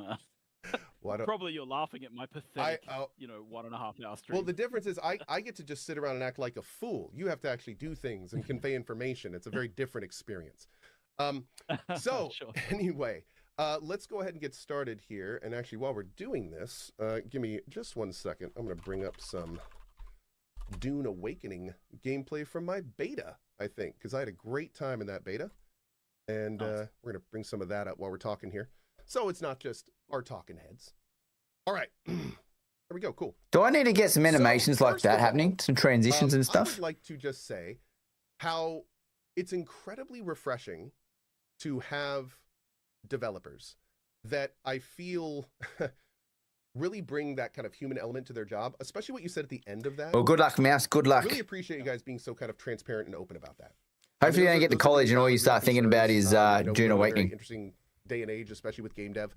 And it's good to know that there's people that are kind of rooted in that. So we appreciate it. Yeah, no. Thanks. Yeah, no, I mean, it's the reality, right? Like we build these teams and this. I think I'm going to get a Dune Awakening shirt this week. Cruel in a way. And I don't mean. I know what a one. They don't have any. You got to get them custom made. Making games is hard, right? Every game's a miracle. People talk about that all the time, and I think. I don't know. I think it's easier. It looks like it's easier. Right ones. And right. It looks like it's easier. Don't make the right ones, and that's it's just sad every time, right? So, yeah, it's what makes me nervous about launching, right? It's just like, did we make the right choices? But the beta made me happy. Where's Code Carnage's green? Like, look how high he looks. Some of the things that we fought for, like it would have been so easy. So many times along the way that I got feedback from people like, make the sandworm easy. Don't let it take people's stuff, right? Like, don't have that be a full loss moment. And I had to fight. Like, as a creative director, I had to stand there and say no, right? And my game director right beside me, leaning over and going, "Don't give in. Don't give in. It doesn't matter." Right? And you're fighting with. And like, but these are the battles you fight because, And so yeah, it's like we made these 10,000 decisions, and we're about to find out the consequences. And I'm nervous about how it's going to go, but I hope it pays off. Right? That's it. And yeah. It's because it isn't just me. It's not my big ugly mug that, it's like all the people on this team. It's all of their work. And how big is your team now? I mean, we started with 30 people, and I think we're up to around 400-ish across the board. Wow. Yeah, so it's gotten big, and that's massive. That's mostly growth across the last 5 years, right? So yeah, how cool. Yeah, a little anecdote. Back when I used to live in North Carolina. I worked at a university, and one of the people I worked with actually left to go work at Funcom, which was Nice. pretty fun. So I got some cool stories about how that was working out and everything. So here's the thing. You guys have been great, especially you. You guys have been great about going out there. I swear, doing I like Coke interviews. In Carnage, fact, you but I pinged feel like Expedition 33 he during hasn't your had a show, which is really cool, shower 'cause in the you guys last 2 remind me weeks. A lot of them in terms of how you guys have been really getting out there and being transparent and very genuine and real, which I think we all very much appreciate. So that being said, I know that most of kind of the overarching questions have probably been asked to you. So one of the things I'd love to do for our interview is kind of talk about a lot about what we just saw. I actually have a lot of questions that I'd love to not only get answers on, but also kind of get your design thinking on. Like, what's your perspective on it? Yeah. So 100%. going back to the beginning here. So some of these you did kind of answer. I wrote them as we were doing it, so if you addressed it later, you can just feel it. So one big thing I kind of wanted to get into. Oh no, he's sitting down. He just adjusted himself. Behind the Landsraad system. Now, I am a previous Guild Wars 2 player. I played on release. And in that system, there was in that game at the beginning, there was a system called the Orbs. And basically what you could do is go out into the PvP area, accomplish goals for your side, and then if you were able to retrieve the orbs, it made you stronger. Now, I noticed in the rewards for the Landsraad system, I saw things like 30% extra melee damage, you know, some big bonuses. And I'm assuming, first quick question, all of those bonuses go into PvP, right? It's all the faction. Okay. So everybody is aligned on the entire world, not just in PvP. Okay. But it goes into PvP as well. But yes. So the thinking here is in Guild Wars 2, they ended up removing that system because it was making the winners stronger. And what it was doing is making it so like they just kept winning. There was no system to counterbalance it because they were gaining strength by winning. And this kind of ties into that question that somebody asked about the unique weaponry. Like, you know, how that plays into it. So my thinking is, my question is, how are you counterbalancing that? Right now, from what we saw, the winners are getting stronger. So what are the losers getting? So fuck all. I alluded to like that we have sort of a balancing system that runs a bit behind the scenes. So if a guild if a faction is becoming too dominant, there's changes in the tasks for the other side. They become like non-PvP related kind of thing? So none of the tasks right now in the Landsraad are 100% PvP. Just to be clear about that, right? I don't think that was obvious, maybe. No, yeah, I definitely thought it was mostly PvP. It sounded like the end game thing. It's kind of the opposite, I would say. What every Landsraad square on that board is asking for about 70,000 points. The way you achieve those points is through multiple different things. One of them is taking a control point in the deep desert, which is a PvP. And then you earn 10 points per hour that you hold a control point, right? Okay. Adding up. Okay. But there's another task under that, which is deliver 5 fully crafted Ornithopters to the quartermaster. And that gets you 700 points per Ornithopter delivered. So people who like to craft and participate, it has nothing to do with PvP for them.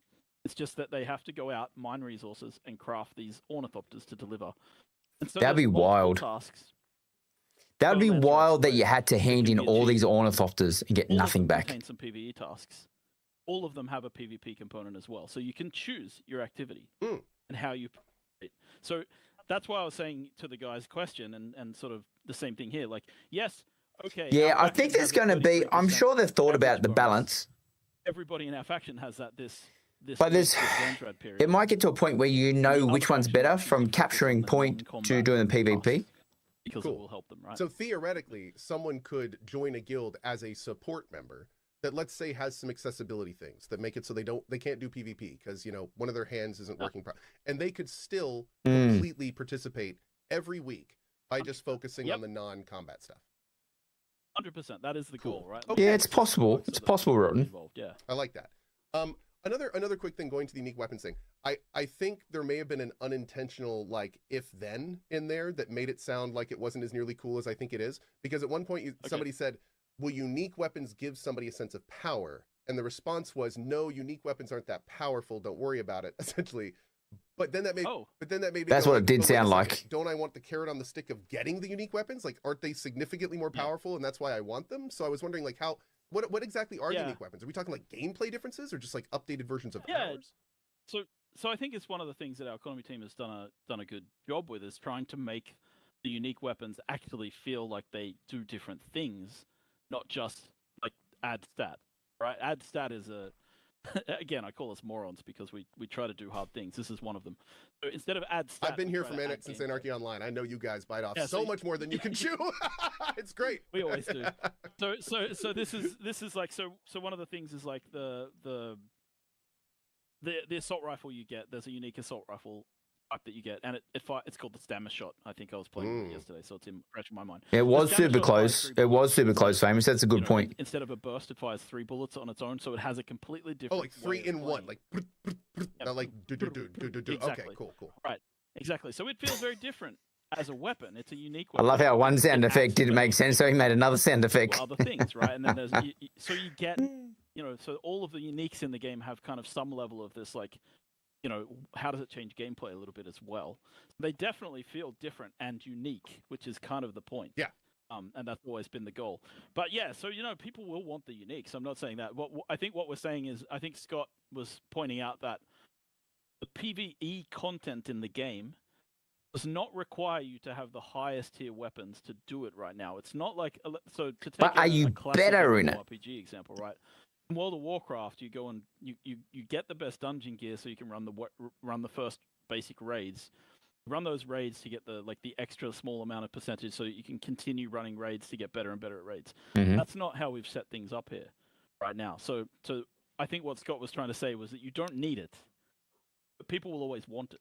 I get that you don't need it. Say, now I believe you. But is it going to give you an advantage in PvP? Player, I do need the best gear. In fact, I need the best PvP gear on my PvE character because I do.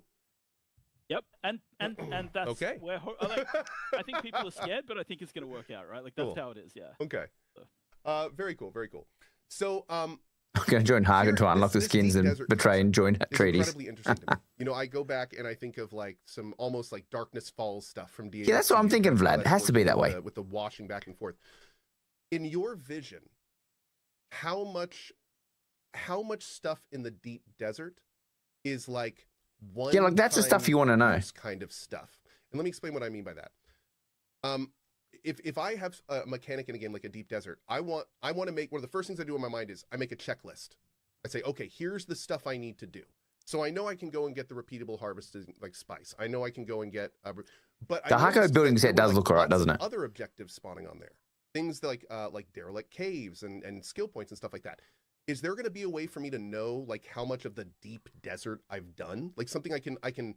Like a running tally of, what I can need to do each week and what's left to do and stuff like that? Or is it more of just this big mysterious, you guys are just going to let players figure it out kind of thing? Yeah, I think it's going to be players figuring it out. Oh. That's kind of the, right. So there's like, you won't know what drops in what eco lab, right? In the beginning, you'll have to go and chart that out. And then that layout. You say that, but I'm telling you, these websites that have the maps on them, they're going to know within the first 10 minutes. There's going to be an update. You don't need to think about it. Yeah. So the plan is to sounds like you have to buy a second game. As I was saying, we keep sprinkling things in so it becomes more and more over time, because I think like what we have is like I always say this to people, and it's kind of a cop out, but it's a true statement. The game we're launching is the worst the game will ever be. Like that's the reality, if you know what I mean. Fingers crossed. Right? Like because the game you launch with in a live game, and then you keep adding to it. And I know you've said this about Funcom in the past as well. We keep working on our games till they're better. You do. Right? So our game will launch, the launch version of the game. I think it's pretty good, but it's still going to be the worst version because we're going to keep working on it. Let's just not hope for a catastrophic patch, but I'm with you. Yeah. How's the launch going to be? I guess what I'm trying to be honest, getting to the beta was very smooth.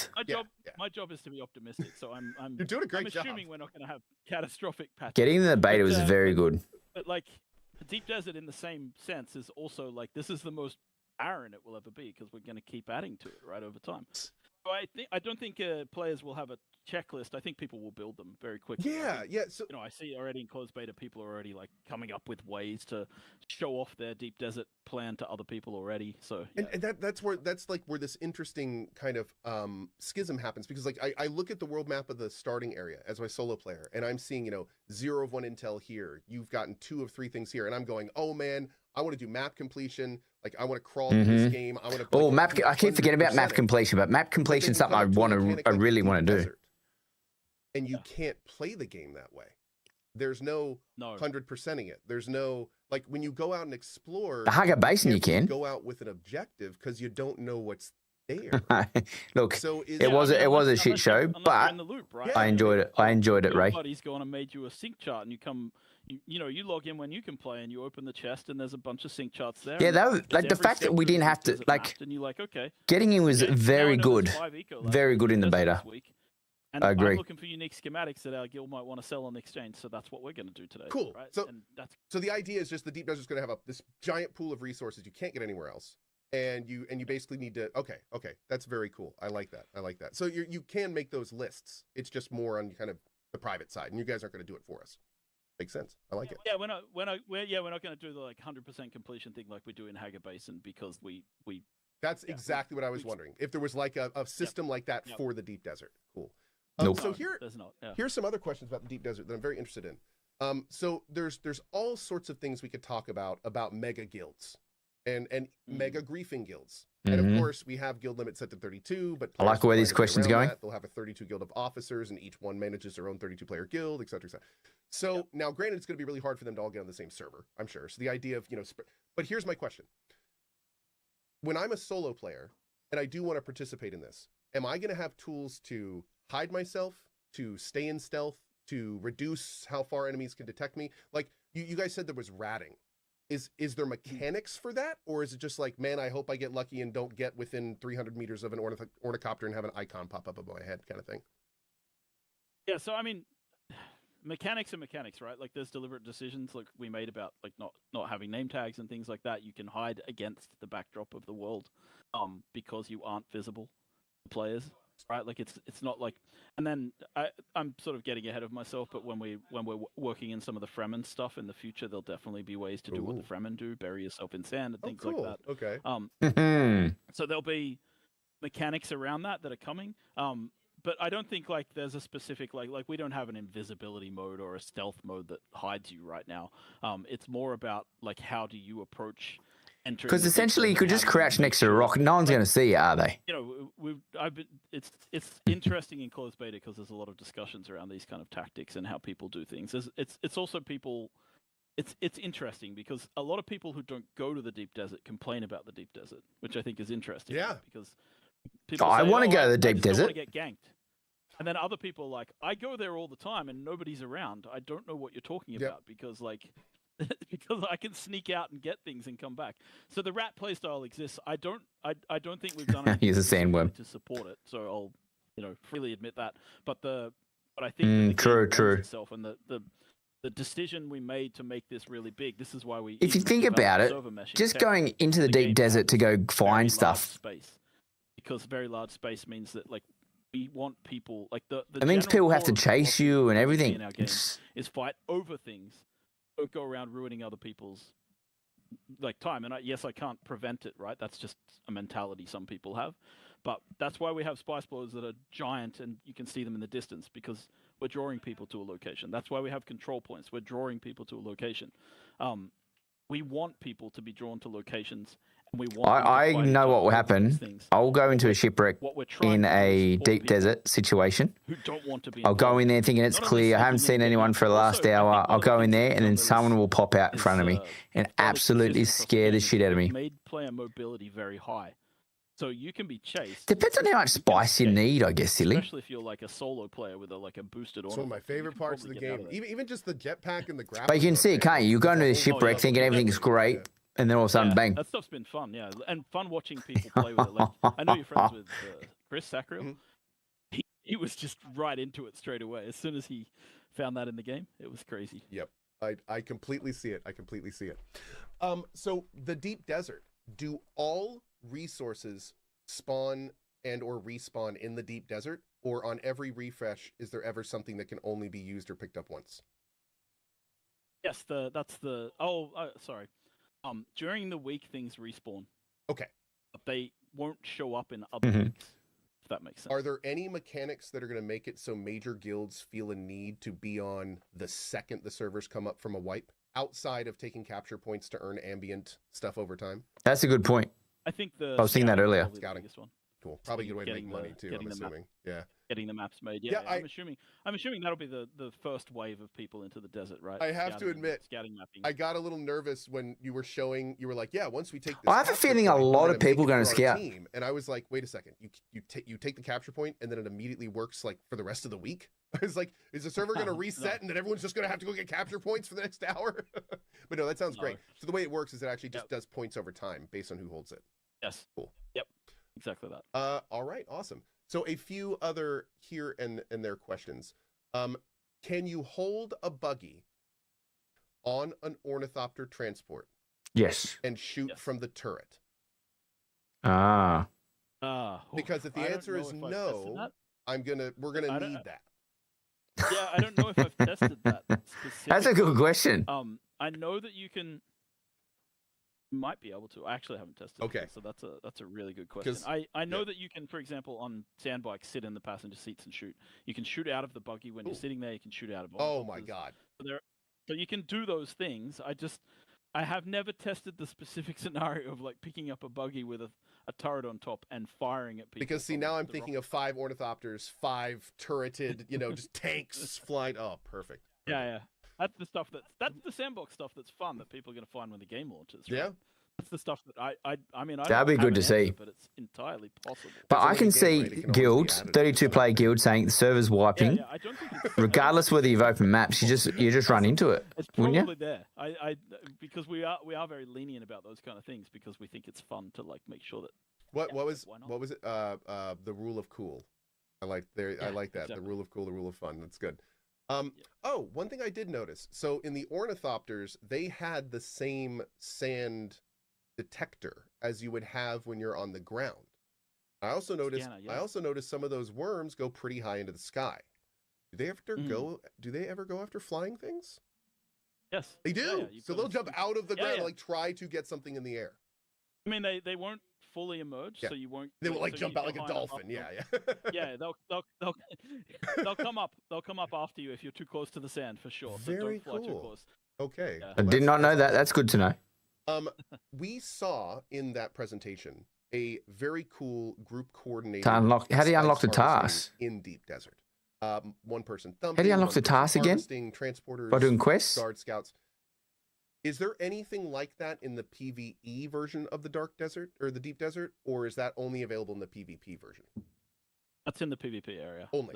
And so you're saying you got a bribe with the PvE part of the Deep Desert is all up on the shield wall. Ah, and that's with the spice? It's in the rocky zone. Oh, okay. So there's not going to be any worms. It's going to be a lot different. Or can you do it with Solaris or Solari or whatever it's called as well? Right, like the shield wall stops the Coriolis storm. Yeah. And prevents, like, that's where they all live. Solus, that's the one. They live on the other side of the shield wall. Is it that area. Throwing Liberty that's Solaris? I think Throwing Liberty is Solaris. Big, right? It's still like, again, 24 kilometers wide and whatever, a couple of kilometers high. So it's still quite a big space at the bottom of the map for PvE to be done. Very cool. Very cool. So you talked a little bit about these instances that can spawn in the Deep Desert and how they were PvE instances. You can zone in as a party. I'm gonna for June. I'm gonna have to make rather than having these yellow boxes I have around me now. I'm gonna have to make. I'm gonna have to make this box. Your party through the PvP zone, right? Make this box for June. And the instances are full PvP as well. Oh! Wait, I thought the instances were per player. So you're saying they're open done. Oh, I totally missed that. I thought it was like Anarchy Online style little instances you were going into. Oh, I didn't realize it was like they're all full PvP dungeons. Yes, open. Yeah, exactly. Open dungeon spaces. Yep. Oh, okay. Well, that's certainly more interesting. Yeah, I'm confused. I first thought they were PvE only, which was why it was a little confusing. You had to go through the PvP zone to get to the PvE, but that makes a lot more sense. So that is kind of the Darkness Falls situation. Okay. That's very. But they did say there was some type of instance as well, so I'm confused to know how that's going to work. Maybe it's just because they might be limited, these dungeons. Cool. Yeah. All right. So that, and I'm assuming that's where all the best loot is going to be. Yes. Yeah, probably. So as we talk about stuff like that, because that absolutely makes things very interesting. How are you guys dealing with? Like what I get what you're saying, silly. Place for Deep Desert safety stuff. Like if I zone out of this instance, am I going to get 60 seconds? Am I zone out? Am I going to have time to run somewhere or teleport or something? Or is it going to be the kind of thing where, if I zone out and there's 5 people in a semicircle around me, well, here's my stuff, guys. Yeah, if remember that you don't drop everything in PvP, right? Yeah. Like, it's not a full loot game. So that's an important thing to remember. There's a 30-second timer on logout. But are they solo dungeons? Because Silly Goose, they said earlier in the interview that it was designed for a party of 4. Go back through the PvE area to get out. So there's no time. What about are the instances in the world? You don't zone in and out of the instances? No, they're just part of the world. So just walk in, right? Yeah. Oh. It's like I think you probably ran through. I think that the one I'm thinking of was the ship in the bottom part of the map that had you had to like get the key nearby, and then that would pop it open. It was a little PvP area. So it's basically like that kind of stuff. Yeah, exactly. Okay. Exactly that. I'm sorry. I heard the word instance and was thinking, I apparently went on a big tangent that I shouldn't have gone down. Okay. I'm used to like traditional MMO, like separate zone instances. So that was a little confusing. No. That was totally my bad. We have instancing only on the like overland map, right? The that one. There you go. And we only have that for the story stuff. Okay. Really. Right. We don't have instances in the deep desert. We don't have instances in the Haga Basin, right? Perfect. So is same there terminology any across different things plan to handle any type of player griefing in the deep desert? Yeah. So, well, good question. This is kind of why we have CS. Like I think it's so Conan Exiles. When we launched Conan Exiles, we were a much smaller company. We've grown. We have now customer support. Just a little bit. We have customer support. We have customer service. Right. So people will be able to report griefing. People will be able to report things that are incidents like that are happening in the game. So yes, we will do things. We will probably. I don't know if it's clear. I think we have a policy for player behavior. Oh, thanks, Matt. Essentially, you could underline it as "Don't be a dick." Yeah. Matt, it's because I got banned on Twitch. But so people will be able to be. Thanks, buddy. Things like I'll have a look. Everybody disagrees on what griefing is. I wasn't really going to go into it, but yeah, I was going to be like, so you guys are going to have public guidelines on exactly what griefing is and isn't, right? I mean, it's impossible. Exactly, to do, right? It is impossible. Yeah. It's especially because like we. Oh, Matt, are you the same person who just messaged me on Discord? That happened in the closed beta. That was kind of interesting, and I'm sure that the people involved in this will get mad at me for misrepresenting because I'm not 100% on the details. But like, someone got bugged and they could only respawn in the deep desert, and theoretically you should always have a checkpoint that you can respawn at in the southern part of the map. And they got bugged and they couldn't teleport out, right?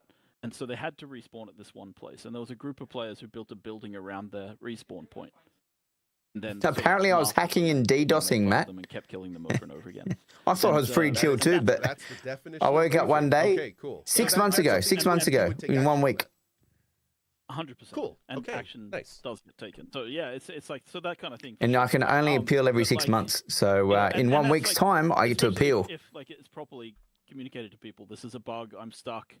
Right? Like. So to that, I'll just stop that for a second. Yeah. So I want to stream on Twitch, Silly Goose, but because I don't have my Twitch account, so I can appeal on the 6th of June because it's 6 months since I've been banned, and then hopefully they accept my appeal, and then I can. But the problem is, depends on when the drops are going to start. So if they start on the 5th, I'm not going to miss out on them, but you know, there's nothing worse than jumping in after the fact.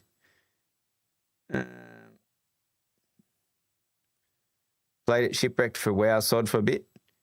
Oh, nice. Oh, so I got streamer mode on, so I can't see what names pop up. Oh, Ruddy. Yeah. Yeah, that was a while ago now. Yeah, I'm guessing they start on the 5th, though. But look, we'll see how we go. Let's finish. We've got, what have we got? 26, 36. We've got 10 minutes. Spawning at the same point over and over again, trying to kill people, and you have the option to respawn somewhere else. That's a different kind of kettle of fish. It's like people are killing me over and over, but I'm kamikazing trying to attack them. That's a different kettle of fish, right? So that's why I find these things, they're very difficult to moderate. It's very difficult to moderate player behavior, and players try to find ways around it. So that's why hard and fast explaining every rule of griefing to people would never work. It's why you need to use discretion, and that's why a human touch, like customer service, is probably the best way to deal with these things. Awesome. Awesome. So I know we're quickly approaching the end of time here. I just want to can we fit a few more questions, or do you need to head out? I'm sure you're pretty tired. Oh, Yeah, no, he wants to go home. cool. No, I'm fine. It's like end of day for me. This is my shit. last meeting for the day. Oh, I love it. Okay, we'll do a few more here and let you go and let you go. Sure. So you mentioned that there was a third faction that will help balance the houses on release potentially, which led into some interesting thinking from my side. So what do you have plans? I want to know the third faction. Servers that become obviously one-sided. We're talking like 90-10. Yeah, if that happens in a world, it'll be interesting. So the third faction, they're not coming at launch, but they're coming sometime after launch. So not long. The third faction's job will be to keep the Landsraad in balance. Is essentially the way I describe it. Interesting. The third faction, But they're all NPCs, aren't they? When the factions finish each week neck and neck. Oh, their that's job cool. is to ensure balance, and they have a different set of tools. They are not competing in the Landsraad in the way that the other factions are competing. They're playing checkers while the others are playing chess. That's kind of the point of that third faction, and we will bring that in. They're also heavily lore based, and it should work. I've got an idea how this is going to work. I'm thinking PvP. You're going to have to fight them and so forth. I have a feeling that they're going to take. Just say if you're at a house is dominating, they've got 4. So Treaties is dominating and has got 4 in a row and is about to get their 5th. That I reckon that third faction will take it, or take it in the way where it gives, say Harkonnen the ability to still actually get in front. I reckon that's how that's going to work.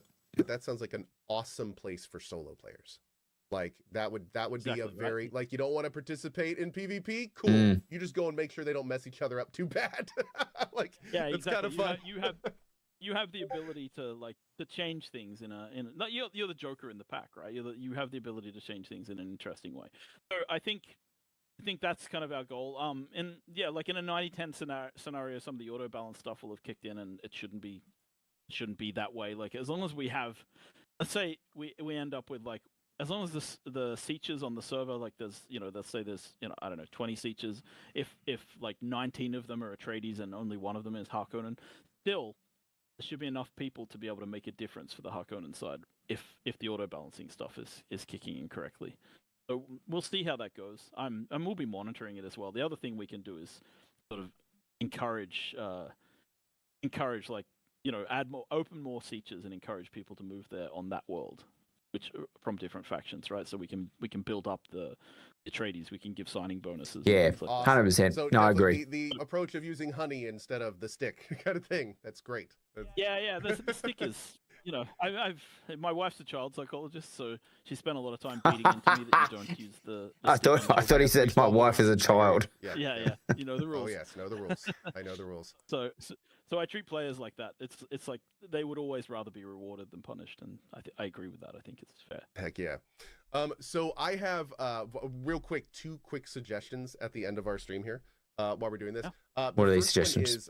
Is there a way to add a manual refresh button to the Landsraad thing? So in case something happens I'm not expecting, I'm not staring at it like an idiot for 3 minutes when it never updates with the thing I'm expecting? Yeah, I mean, it should only be on a 15-second refresh. Oh, okay. I didn't know if it was a few minutes. No, it's a countdown timer. Shows you. It was on a minute the first time they implemented it, and we made them and honestly, that's just a performance question, right? So they implemented it with a minute because the coders were being having to update this and check all these things. It's going to be heavy on the server, and then they were like, oh no, it's fine. And then we made it 15 seconds. So I think it's only 15 seconds before Landsraad refresh. Well, so perfect. I can talk about a manual button, but I don't know if you could you know what, just put the button in there, but don't have it do anything. It's like the closed door button on an elevator, right? You just keep pressing it, and maybe just make us feel good. That's lovely. Fine. Gamers will love it. Also, just random small thing I noticed. I loved that you guys showcased, because I did not catch the fact that I could just wheel in my bike, go into my storage, select my bike, and do it. Yeah, that's awesome, though. One thing I did is awesome. Is that the quick deposit is when you're looking at a crate. Is there any way to quick deposit from a vehicle? You can quick deposit to a vehicle. I don't think we have quick deposit from a vehicle to a crate, because we wouldn't know where the output would be. Well, it would be on the storage. It was on the right side of the screen, right? Because you have the storage on the right side of the screen and then the vehicle on the left side of the screen. You're talking about... I'm talking about, like, if I drive in... You're talking about once it's open. Exactly, You're talking about once yes. Because quick deposit's always done from the outside. Exactly. Yeah, no, we don't have that functionality set up. Yeah. Okay, well, I was going to play your game. Look at him. Dune Awakening 2 we could talk about. You can see him sitting there thinking about it. Totally. Just the fact that you can do that is awesome. In fact, one of the things I talk about all the time is that one of my biggest pulls to this game is not only how much you guys are focusing on base building, but how much QOL is there. I was just playing another game recently, and like it actually frustrated me that my refiner that was making my bars, I had to go and take the bars out of the refiner over to the chest to use it. I was like, this isn't Dune. Well, that's nice. Yeah. We have. That's I see it, Major. I won't be far behind you, buddy. Just having a beta running and having people just complain. Is some of the best game dev feedback you get, because it's like, can I just say, people only complain. You don't get a lot of good feedback. That's my job, dude. I've learned that with just starting YouTube, to be honest. But it's great. It's funny when you see the comments. Like, I have to laugh at some of the comments that come through. I think actually, I think I watched your stream. I'll confess, of the beta, and one of the things you said was like, why is quick deposit a hold? And I think it's a press now. Yes, thank you. Oh, perfect. It's like I was just like, yeah, well, guys, why did we do that? They're like, yeah, no, that's true, and I think it just got changed. Dude, how good is that? Because I remember that. Because you had to hold it, and then it was easy to press spacebar. Was that the thing? That is so good. A long time ago? That is so good. No, if there's anything I've taken away from tonight, the fact that he just said that he watched Carnage's stream, noticed that quick deposit was no longer a hold; it is now a press. Because I remember spacebar was individual items. Holding E would be all items, but you had to hold it and you had to wait for the bar. So it's actually quicker to press spacebar. Business in general. There's some applause. I don't know, maybe you'll think it's lame, but I think it's fun. I had never watched streamers in my life, right? Streamers were like 2016, 2017 was when it's Conan Exiles was our first game that had any streamers playing it. And I was watching you stream. Probably no offense, because you were just like one of the more popular ones, and I was like, oh, who's this guy? I'll watch this. I think it might have been the first time I ever watched a streamer. And you were playing Conan Exiles. You came to this building through a Darfari camp that we'd built. And you clicked, and we'd put a bit of voiced over lore in there. And I remember this so clearly, because you were like, there's got to be a secret here. Funcom don't do stuff like this. They don't just like put stuff here. And you were looking around trying to find a way to find the secret. And I was sitting at my desk at work at the time watching, going, oh, there's no secret there, because it's like, there's nothing, it's like it was our early access game. And I was sitting watching, and I was so frustrated on my end, because like, when we made our first dungeon in the game, that location where you were frustrated and searching for a secret, I put in first dungeon entrance in Conan Exiles. You have to drag a character onto that spot and slit their throat. Their blood falls on the ground, and that opens the entrance to the dungeon, because I could not live with the idea that we weren't living up to your standards. And it was... I am honored. That's pretty good. It was funny. A throat slit, blood unlocked door. I think that's going on my resume. Dude, that's amazing. It was really cool. Yeah. So that was like God, that was 6 years ago? 7? That's crazy. Yeah. And here we are now doing an interview on your brand new game that comes out in a week. Wow. Yes. That's very cool. I didn't have gray hair then. So. Yeah, I didn't either. We can commiserate together after this. Man, thank you so much. That's it. Joel Bylos, the creative director of Dune Awakening, coming out on Not it. We've got for advanced access. 1 minute. Was it January? 2 minutes. January 10th. June 10th. June 10th. I love Natasha. She's so good. June 10th for full release. June 5th for early access or advanced access, not early access. Big thank you, of course, Joel. It's been awesome. I would love, if you don't mind, like maybe we could do this again in a few months, like post-mortem, and talk about like what worked, what hopefully everything did, but maybe what didn't. We could talk about all that and how you guys are going to address it, all that fun stuff. But it was great talking to you, man. And thank you. Fantastic. Thanks very much for putting up with me. Oh, please. I really appreciate it. This was a blast. Thanks, brother. Yes. Done and dusted. Well, that was awesome. That was so much fun. I tell you, man, you know what vibes I just had there? I just had total vibes of when we interviewed the Expedition 33 devs. Like Oh, so what do you reckon? Have a good one. Catch you next time. See you, Mouse. Thanks for sticking around. I really appreciate it. It was good. Yeah, look, what did we sit through? We sat through a 2-hour long live stream. We sat through a 30-minute or 35-minute Q&A. I think do we know enough now? Are we ready for the game? I think we might as well just start playing the game, don't you think? Well, what is it? It's 20 to 10. I was going to watch a Shroud stream, but by the sounds of things, I don't think we learned anything new, or there's not much more from the Shroud stream that we need to look at. We can, but we can have a look at later. But look, it's good. It's good. Later, dude, bring on the game. 100%. 100%. But other than that, before you go, and everyone's starting to drop off, we can see the numbers. Don't forget the giveaway. So in the description, there's a giveaway, free Dune copy to get. If you haven't joined our Discord, jump in our Discord. We are recruiting. And if you're looking for more Dune content, I do have a few videos in regards to leveling, why you need a guild, how circuits work. If you haven't seen how circuits work, we've finally figured that out. We've put that on the made a video on that as well. So keep an eye out for that. I've got to probably do 2 or 3 more before the release. And then hopefully, we get to release and all systems go. Other than that, thanks for tuning in. Really much appreciate you all. And I'll see you in the next one. Yeah, fingers crossed. All right. See you guys. I'm out. Bye-bye.